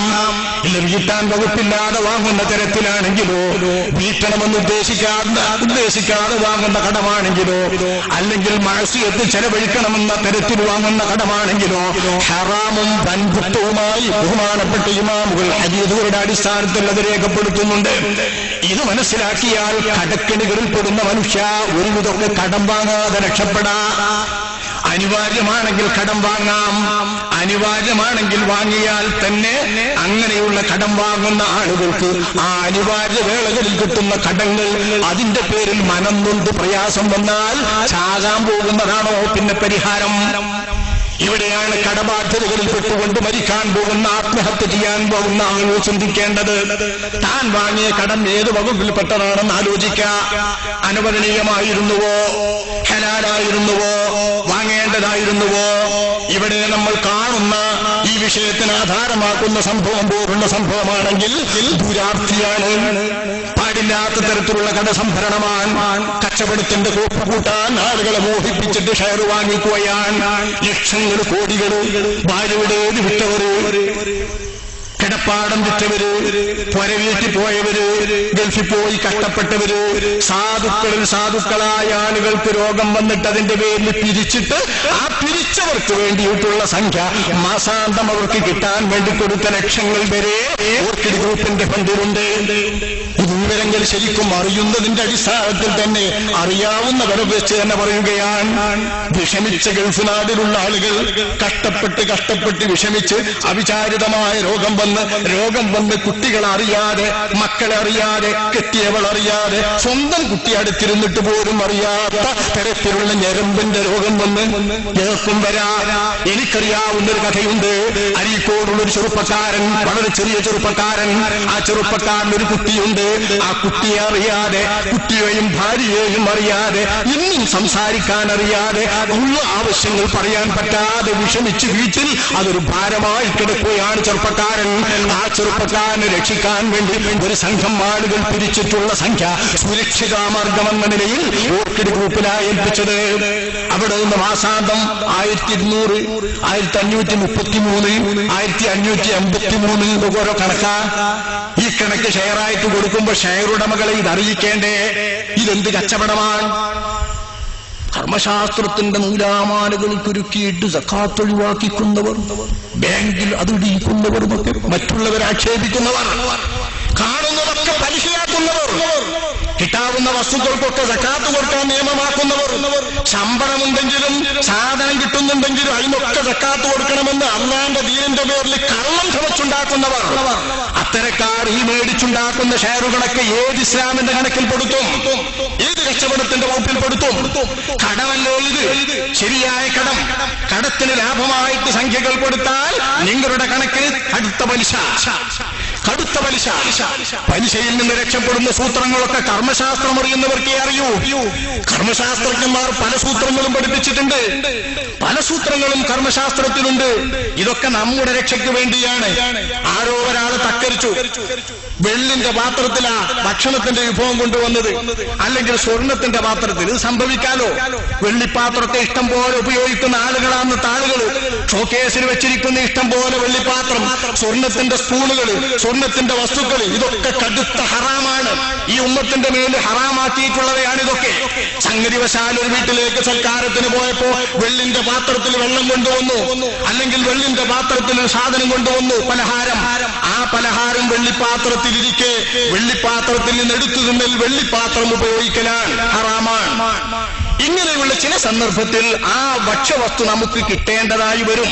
അത് തിന്നാൻ വല്ലാത്ത കൂലി, അല്ലെങ്കിൽ തിന്നെങ്കിലേ ജീവൻ നിലനിൽക്കൂ എന്നുള്ള അപകടമൊന്നുമില്ല, എന്നാൽ തിന്നാൻ വല്ലാത്ത ആവശ്യം. ഇങ്ങനെയുള്ള ഒരവസ്ഥയിൽ വന്നാൽ വെള്ളിത്തളികയിലുള്ള ഭക്ഷണം നമുക്ക് ഉപയോഗിക്കാം. ഫുഖഹാ സൂത്രം പറയുന്നുണ്ട്. പക്ഷെ എങ്ങനെ?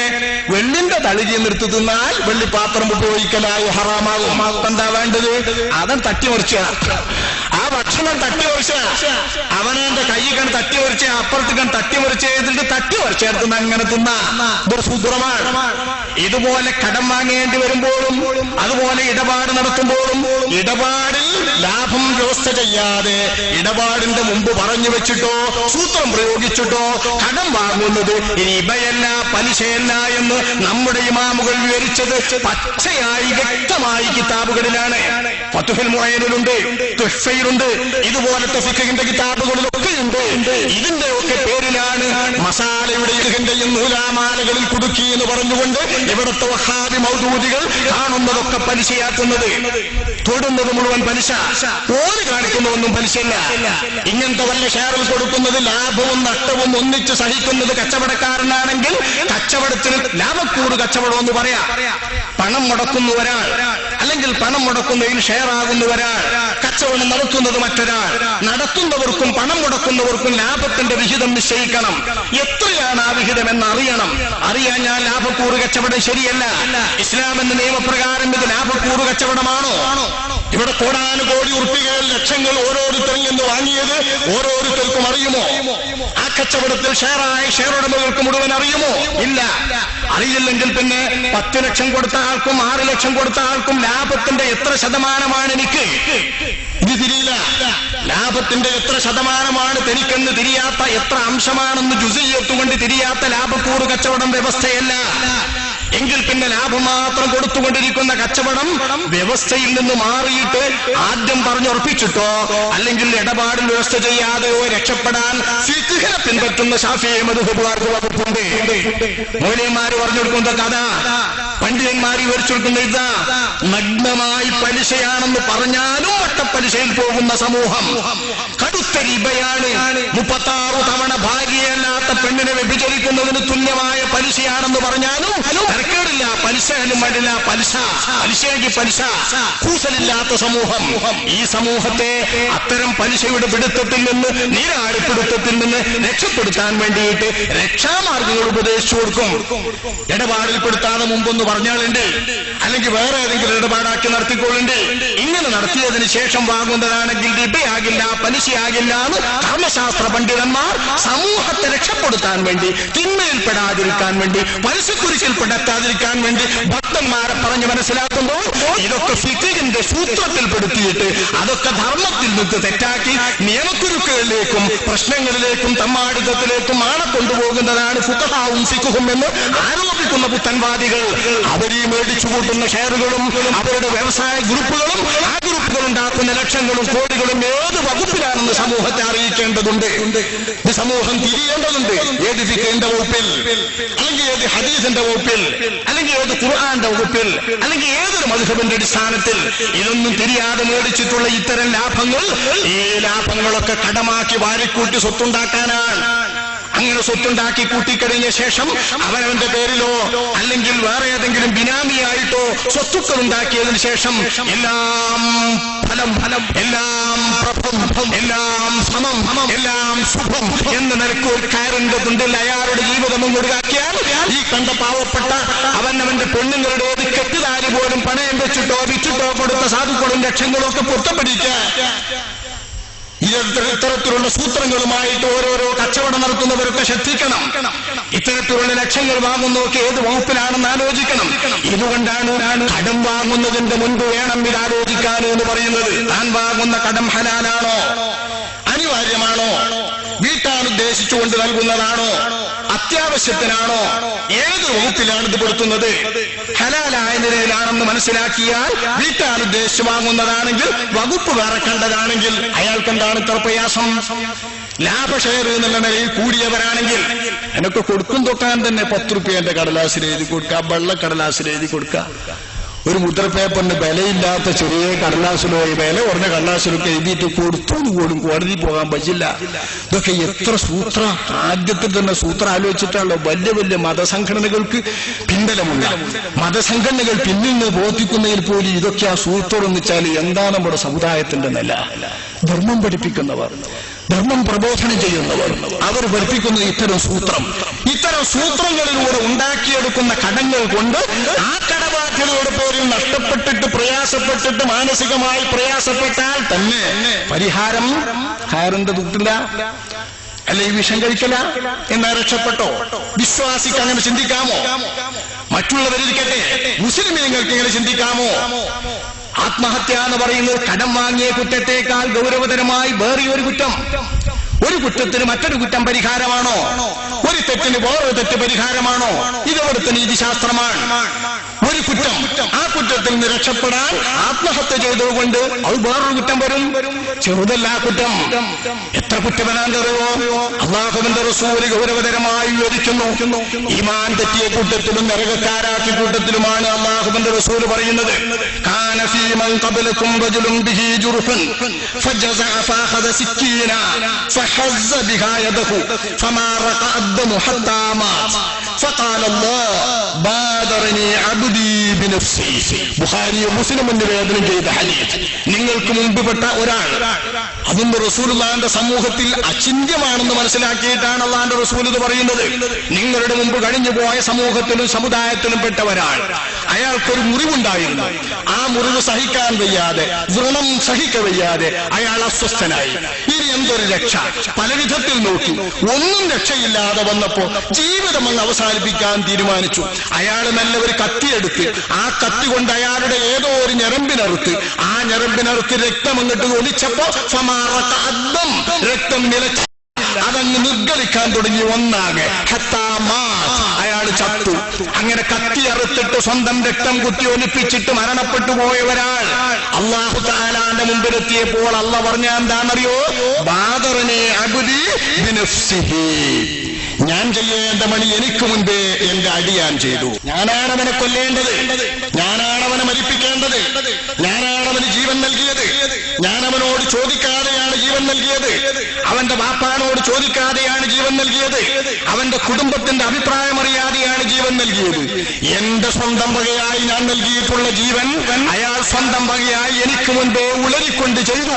അതുകൊണ്ട് അയാൾ നരകത്തിലേക്ക് ഇറങ്ങുമെന്ന് പറഞ്ഞിട്ട് നരകത്തിലേക്ക് ഇട്ടു അയാളെ എന്ന് ശഫീഉനാ റസൂലുള്ളാഹി സ്വല്ലല്ലാഹു അലൈഹി വസല്ലം തങ്ങൾ മുൻകാല ചരിത്രത്തിൽ സംഭവിച്ച ഒന്ന് നബി തങ്ങൾ പഠിപ്പിക്കുന്നത് ചിന്ത പകരാനാണ്. ആത്മഹത്യ ചെയ്യുന്ന ആൾ ചെയ്യുന്നത് അല്ലാഹുവിനെതിരെ മത്സരമാണ്. ഇതാണ് അല്ലാഹുവിന്റെ റസൂൽ ഇവിടെ പഠിപ്പിക്കുന്നത്. ബാദറനി അബ്ദി, ഞാൻ മരിപ്പിക്കേണ്ട പണി എന്റെ മുമ്പ് അയാൾ ചെയ്യേ. ഇത് ചിന്തയുള്ള മനുഷ്യൻ ആലോചിക്കണം. എന്റെ ജീവനാരുടേതാണ്? ഇന്ന സ്വലാത്തി വനുസുകി വമഹയായ വമമാതി ലില്ലാഹി റബ്ബിൽ ആലമീൻ എന്ന് സുബ്ഹ് നിസ്കാരത്തിന്റെ സമയത്ത് നിസ്കരിച്ചിട്ട് ഓടിയ ഒരു മനുഷ്യൻ, എന്റെ നിസ്കാരം, എന്റെ ഇബാദത്തുകൾ, എന്നെ ജീവിപ്പിച്ചത്, എന്നെ മരിപ്പിക്കുന്നത്, ഇതൊക്കെ ലില്ലാഹ്, നീയാണ് തമ്പുരാനെ, അല്ലാഹുവിന്റെ ധർമ്മമാണ്, അല്ലാഹ് കൊടമപ്പെട്ടതാണ് എന്റെ ജീവൻ, അല്ലാഹുവാണ് എന്നെ മരിപ്പിക്കുന്നത് എന്ന് പ്രതിജ്ഞ ചെയ്ത് സുബ്ഹ് നിസ്കരിച്ച ഒരാൾ ആ ജീവനെ കത്തി കൊണ്ടോ കയറുകൊണ്ടോ കുരുക്കിയിട്ടോ എങ്ങനെയെങ്കിലും ഹത്യ ചെയ്യുന്നത് ആത്മഹത്യ എന്ന പേരുകൊണ്ട് മാത്രം മുന്തിയ പണിയാകുമോ?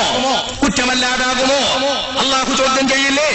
അന്യ മനുഷ്യനെ കൊല്ലുമ്പോൾ അള്ള കൊടുത്ത ജീവനെ ഹനിക്കുന്നതാണ് അവിടുത്തെ അപരാധമെങ്കിൽ അതേ അപരാധം അള്ള തന്നെ എന്റെ ജീവനെ ഞാൻ ഹനിക്കുമ്പോഴും ഹത്യ ചെയ്യുമ്പോഴും ഇല്ലേ?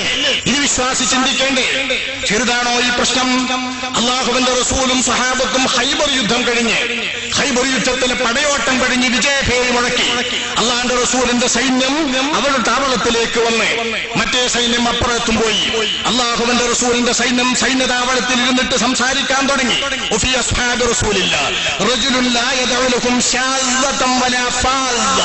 തെന്നിത്തിതറിപ്പോയ ഒറ്റപ്പെട്ടവരെ ഒക്കെ തെരഞ്ഞു പിടിച്ചിട്ട് വെട്ടി നുറുക്കിയിട്ട് യുദ്ധം ജയിച്ച ഒരു വീരനായ യോദ്ധാവ് സ്വഹാബത്തിന്റെ സൈന്യത്തിലുണ്ടായിരുന്നു.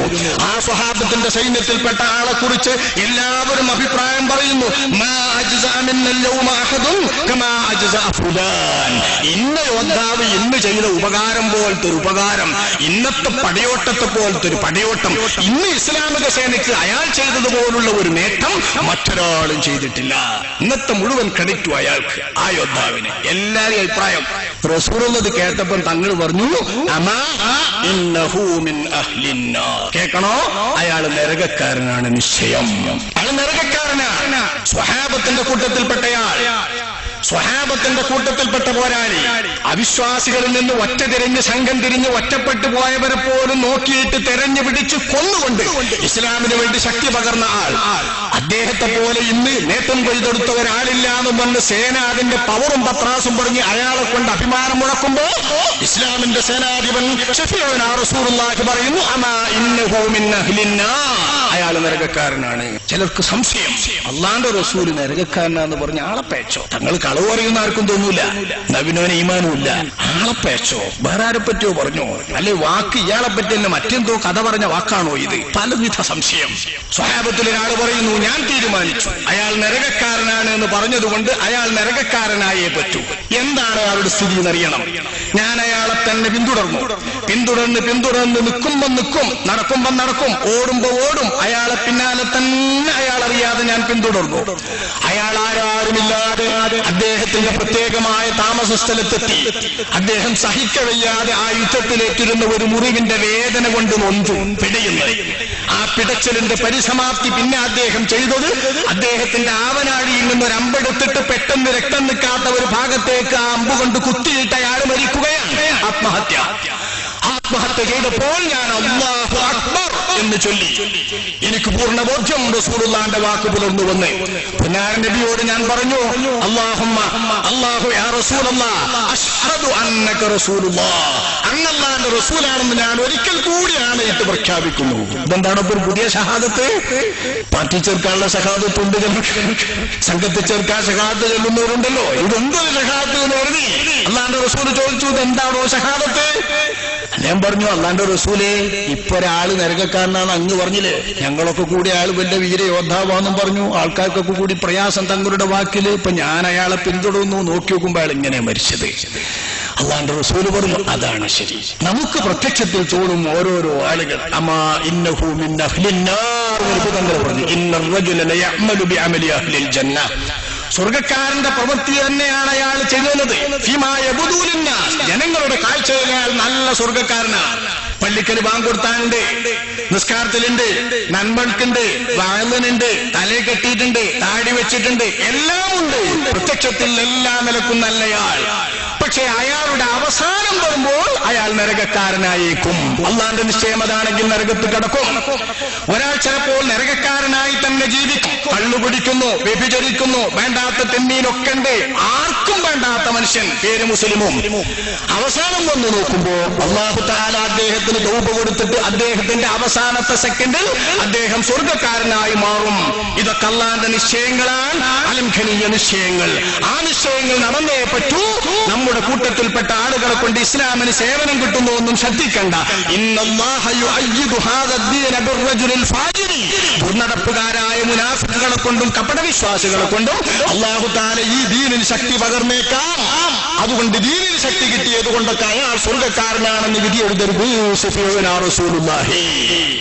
ഇവിടെ ആള് നരകക്കാരനാണ് എന്ന് സ്വഹാബി മനസ്സിലാക്കിയതും നബി അടിവരയിട്ടുകൊണ്ട് സ്വഹാബാക്കളെ ബോധ്യപ്പെടുത്തിയതും ആത്മഹത്യ ചെയ്തു എന്ന കുറ്റം കൊണ്ടാണ്. ആലോചിക്കണം, ആത്മഹത്യ ചെയ്തു എന്ന കുറ്റം കൊണ്ട് അയാൾ നരകക്കാരനാണെന്ന് സ്വഹാബി ദൃഢമായി മനസ്സിലാക്കുന്നു.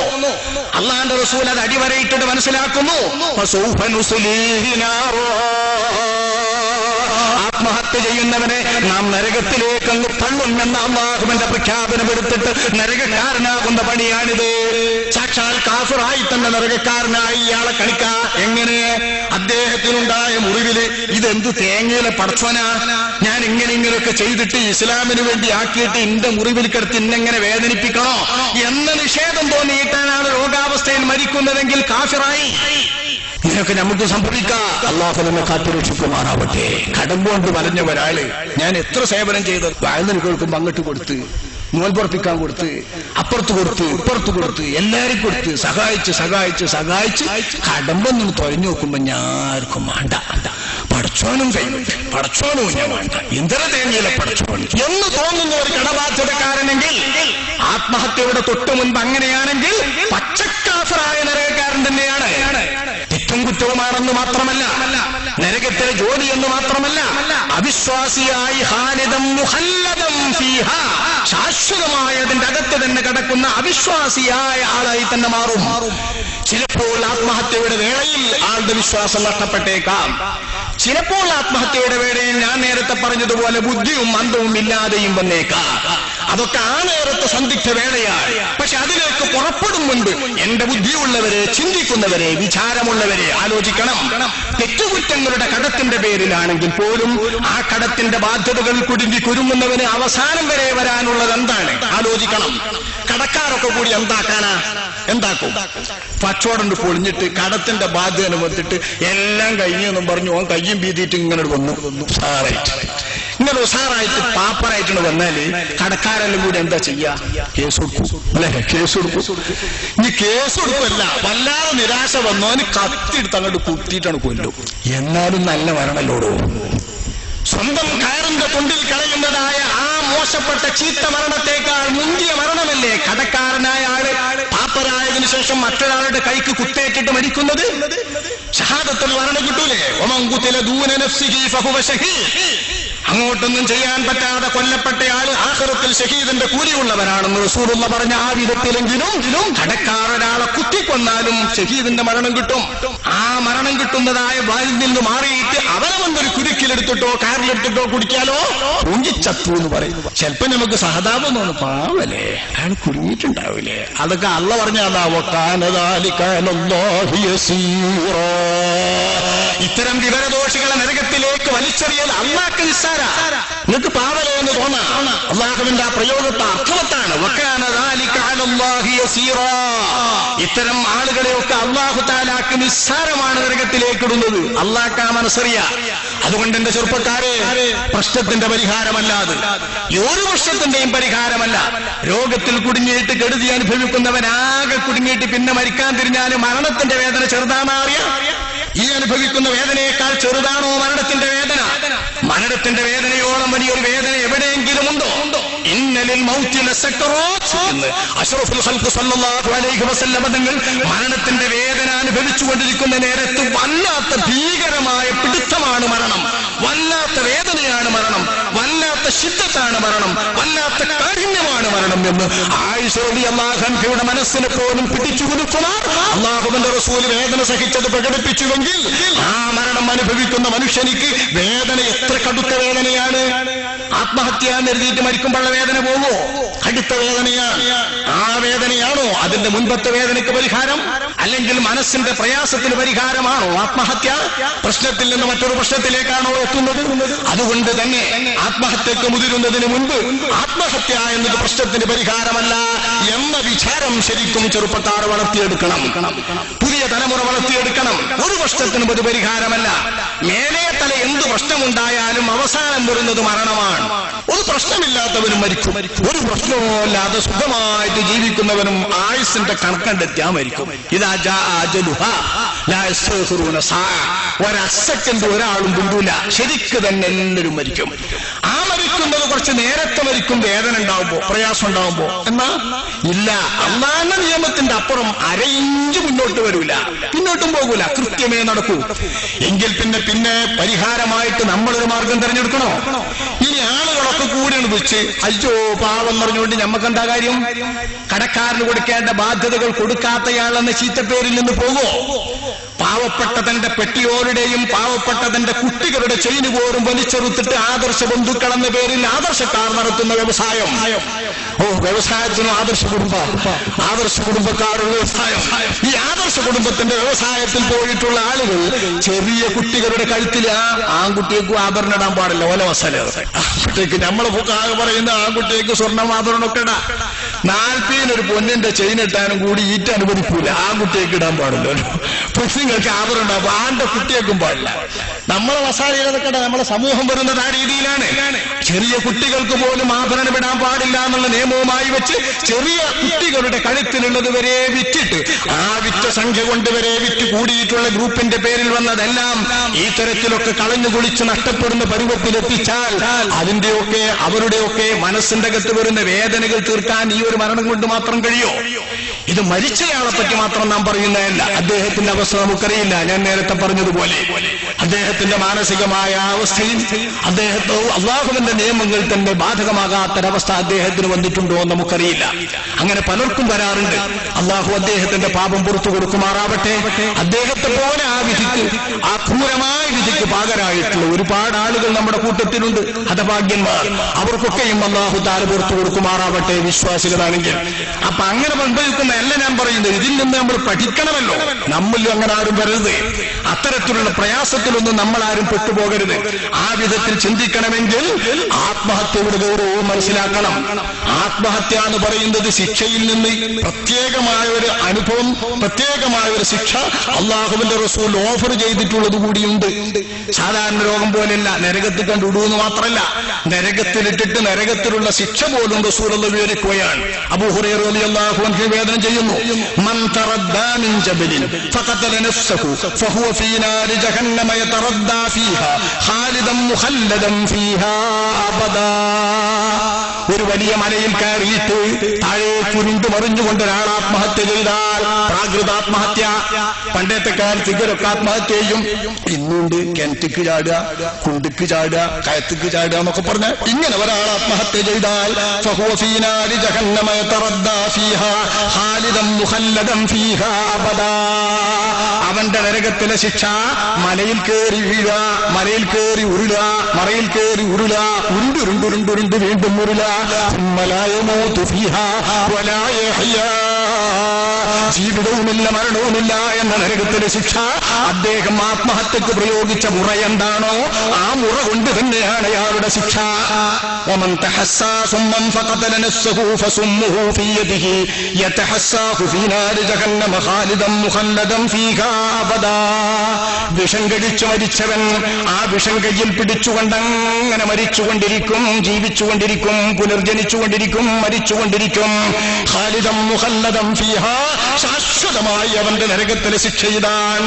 വമൻ ഖതല നഫ്സഹു ബിഹദീദ ഫഹദീദതുഹു ഫീ യദിഹി യതവജ്ജഉ ബിഹാ ഫീ നാരി ജഹന്നം ഖാലിദൻ മുഖല്ലദൻ ഫീഹാ അബദാ. ഒരിരുമ്പിന്റെ ദണ്ടുകൊണ്ടോ കത്തികൊണ്ടോ ബ്ലേഡ് കൊണ്ടോ ഏതെങ്കിലും ഞരമ്പിൽ അറുത്തിട്ട് ആത്മഹത്യ ചെയ്താൽ അതേ മുറ തന്നെ അവൻ നരകത്തിൽ അങ്ങനെ ശിക്ഷയ്ക്കായി അനുഭവിച്ചുകൊണ്ടിരിക്കും. ബുഖാരിയും മുസ്ലിമും നിവേദനം ചെയ്ത ഹദീസ് അബൂ ഹുറൈറ തങ്ങളെ തൊട്ട് തന്നെ അല്ലദീ യഖ്ലുഖു നഫ്സഹു യഖ്ലുഖുഹാ ഫിന്നാർ.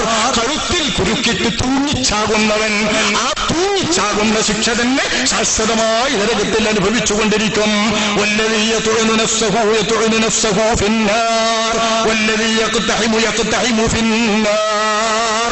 ഇവിടെ ആത്മഹത്യക്ക് പ്രയോഗിക്കുന്ന മുറ എന്താണോ അതേ മുറ കൊണ്ട് തന്നെ അയാൾ ശിക്ഷിക്കപ്പെടുകയും പീഡിപ്പിക്കപ്പെടുകയും ചെയ്യുന്നത് ഇതിന്റെ പേരിൽ തന്നെയാണോ ശിക്ഷ. ഞാൻ തന്ന ജീവൻ നീ ഇങ്ങനെ ഹത്യ ചെയ്തുവല്ലേ, എന്നാ നീ ഒന്ന് ഹത്യ ചെയ്യേ, ഞാനൊന്ന് ജീവിപ്പിക്കട്ടെ, നീ ഒന്ന് ഹത്യ ചെയ്യേ, ഞാനൊന്ന് ജീവിപ്പിക്കട്ടെ, നീ ഒന്ന് നിന്നെ കൊല്ലേ, ഞാനൊന്ന് ജീവിപ്പിക്കട്ടെ, ഞാൻ വീണ്ടും ജീവിപ്പിക്കട്ടെ നീ ഒന്ന് നിന്നെ കൊല്ലൂ. ഇങ്ങനെ കടുത്ത നിരാശയുടെ മത്സരത്തിന്റെ ശിക്ഷ തന്നെ അല്ലാഹു നൽകുമെന്ന് അഷ്റഫുൽ ഖൽഖ് സല്ലല്ലാഹു അലൈഹി വസല്ലം തങ്ങൾ പേടിപ്പിച്ച താക്കീതുകൾ ശ്രദ്ധയുള്ളവർ വിശ്വാസികളാണെങ്കിൽ, പരലോകബോധമുള്ളവരാണെങ്കിൽ, അല്ലാഹുവിൽ വിശ്വാസമുള്ളവരാണെങ്കിൽ ഓർക്കണം, നരകത്ത് പോകാനുള്ള ഇടപാടാണെന്ന്. അതോർത്തുകൊണ്ടെങ്കിലും അത്തരം തിന്മകളിൽ നിന്ന് മാറാൻ ശ്രദ്ധിക്കണം. അതൊന്നും നമ്മുടെ ജീവിതത്തിനോ പ്രശ്നത്തിനോ പരിഹാരമല്ല. എന്നാലും സങ്കടകരമായ മനസ്സിന്റെ അവസ്ഥകൾ, പ്രയാസങ്ങൾ, ഒതുക്കാൻ കഴിയാത്ത പ്രയാസങ്ങൾ, എങ്ങനെ തീർത്തിട്ടും തീരാത്ത വേദനകൾ, എത്രേ കിടന്നുറങ്ങിയിട്ടും ഉറക്കം വരാത്ത രാത്രികൾ, ഇതൊക്കെ മനുഷ്യന് സംഭവിക്കാലോ. ഇങ്ങനെ സംഭവിക്കുന്ന സമയത്ത് ഒന്നിനും രക്ഷയില്ലാഞ്ഞിട്ടാണല്ലോ ഇത്തരം പാവങ്ങൾ ഇത്തരത്തിലൊക്കെ ചെയ്യുന്നത്. അത്തരം സന്ദിഗ്ധ വേളകളിൽ രക്ഷയ്ക്കുള്ള ഉപായങ്ങളും അള്ളാഹുവിന്റെ നേരിലുണ്ട്. അള്ളാഹു തആലാന്റെ റസൂൽ ഇതൊക്കെ പഠിപ്പിച്ചിട്ടുണ്ട്. എന്താണ് കടത്തിൽ കുടുങ്ങിയിട്ടുള്ള ഒരാൾ പ്രയാസപ്പെട്ടാൽ ചെയ്യേണ്ടത്, രോഗം കൊണ്ട് ഒരാൾ പ്രയാസപ്പെട്ടാൽ ചെയ്യേണ്ടത്, വേറെ ഏതെങ്കിലും പ്രയാസം കൊണ്ട് ഒരാൾ പ്രയാസപ്പെട്ടാൽ ചെയ്യേണ്ടത്, ഭാര്യയെ കൊണ്ട് കുടുങ്ങിയ ഭർത്താവ് എന്ത് ചെയ്യണം, ഭർത്താവിനെ കൊണ്ട് വിഷമിച്ച ഭാര്യ എന്ത് ചെയ്യണം, കുട്ടികളില്ലാതെ വിഷമിച്ച മനോവേദനക്കാരൻ എന്ത് ചെയ്യണം, മറ്റുള്ളവരുടെ പരാതികൾ കൊണ്ട് വിഷമിച്ചവൻ എന്ത് ചെയ്യണം. ഏത് വിഷമത്തിലകപ്പെട്ടയാൾക്കും വിഷമത്തിൽ നിന്ന് രക്ഷ നൽകാനുള്ള മാർഗം അഷ്റഫുൽ ഖൽഖ് സല്ലല്ലാഹു അലൈഹി വസല്ലം തങ്ങളും ഇസ്ലാമും നിർദ്ദേശിക്കുന്നുണ്ട്. ആ മാർഗങ്ങളൊന്നും അവലംബിക്കാൻ ജനത്തെ വിടാതെ, അത്തരം മാർഗങ്ങളൊന്നും ജനങ്ങളെ പഠിപ്പിക്കാതെ, അത്തരത്തിലുള്ള മാർഗങ്ങളെ പുച്ഛിച്ച് കെട്ടിത്താഴ്ത്തിയിട്ട് താൻ പഠിച്ചതും താൻ പറഞ്ഞു കൊടുക്കുന്നതും താൻ പഠിപ്പിക്കുന്ന സിദ്ധാന്തങ്ങളും പ്രത്യയശാസ്ത്രങ്ങളും ശുദ്ധ മലയാളങ്ങളും സമ്പൂർണ്ണ ജീവിത പദ്ധതിയും ഇതുമായി മാത്രം സമൂഹത്തെ കുരുക്കുന്ന ആളുകളാണ് വാസ്തവത്തിൽ ഇത്തരത്തിലുള്ള എല്ലാ അപചയങ്ങൾക്കും മോശങ്ങൾക്കും സമൂഹത്തിന്റെ ഇന്നത്തെ മോശപ്പെട്ട മാനസികമായ ദുർബലാവസ്ഥക്കും എല്ലാം കാരണക്കാർ. അതുകൊണ്ട് ഇസ്ലാമിക മാനത്തിൽ ആത്മഹത്യയിലേക്ക് നയിക്കുന്ന വിധം മാനസിക സംഘർഷം വന്നാൽ, മനസ്സിന്റെ പ്രയാസം വന്നാൽ, വിശ്വാസി എന്ത് ചെയ്യണമെന്ന ഇസ്ലാമിന്റെ പാഠങ്ങൾ ഇൻഷാ അല്ലാഹ് മറ്റന്നാൾ അല്ലാഹു സുബ്ഹാനഹു വ തആല തുറക്കുമാറാവട്ടെ. അൽഹംദുലില്ലാഹി റബ്ബിൽ ആലമീൻ. അസ്സലാമു അലൈക്കും.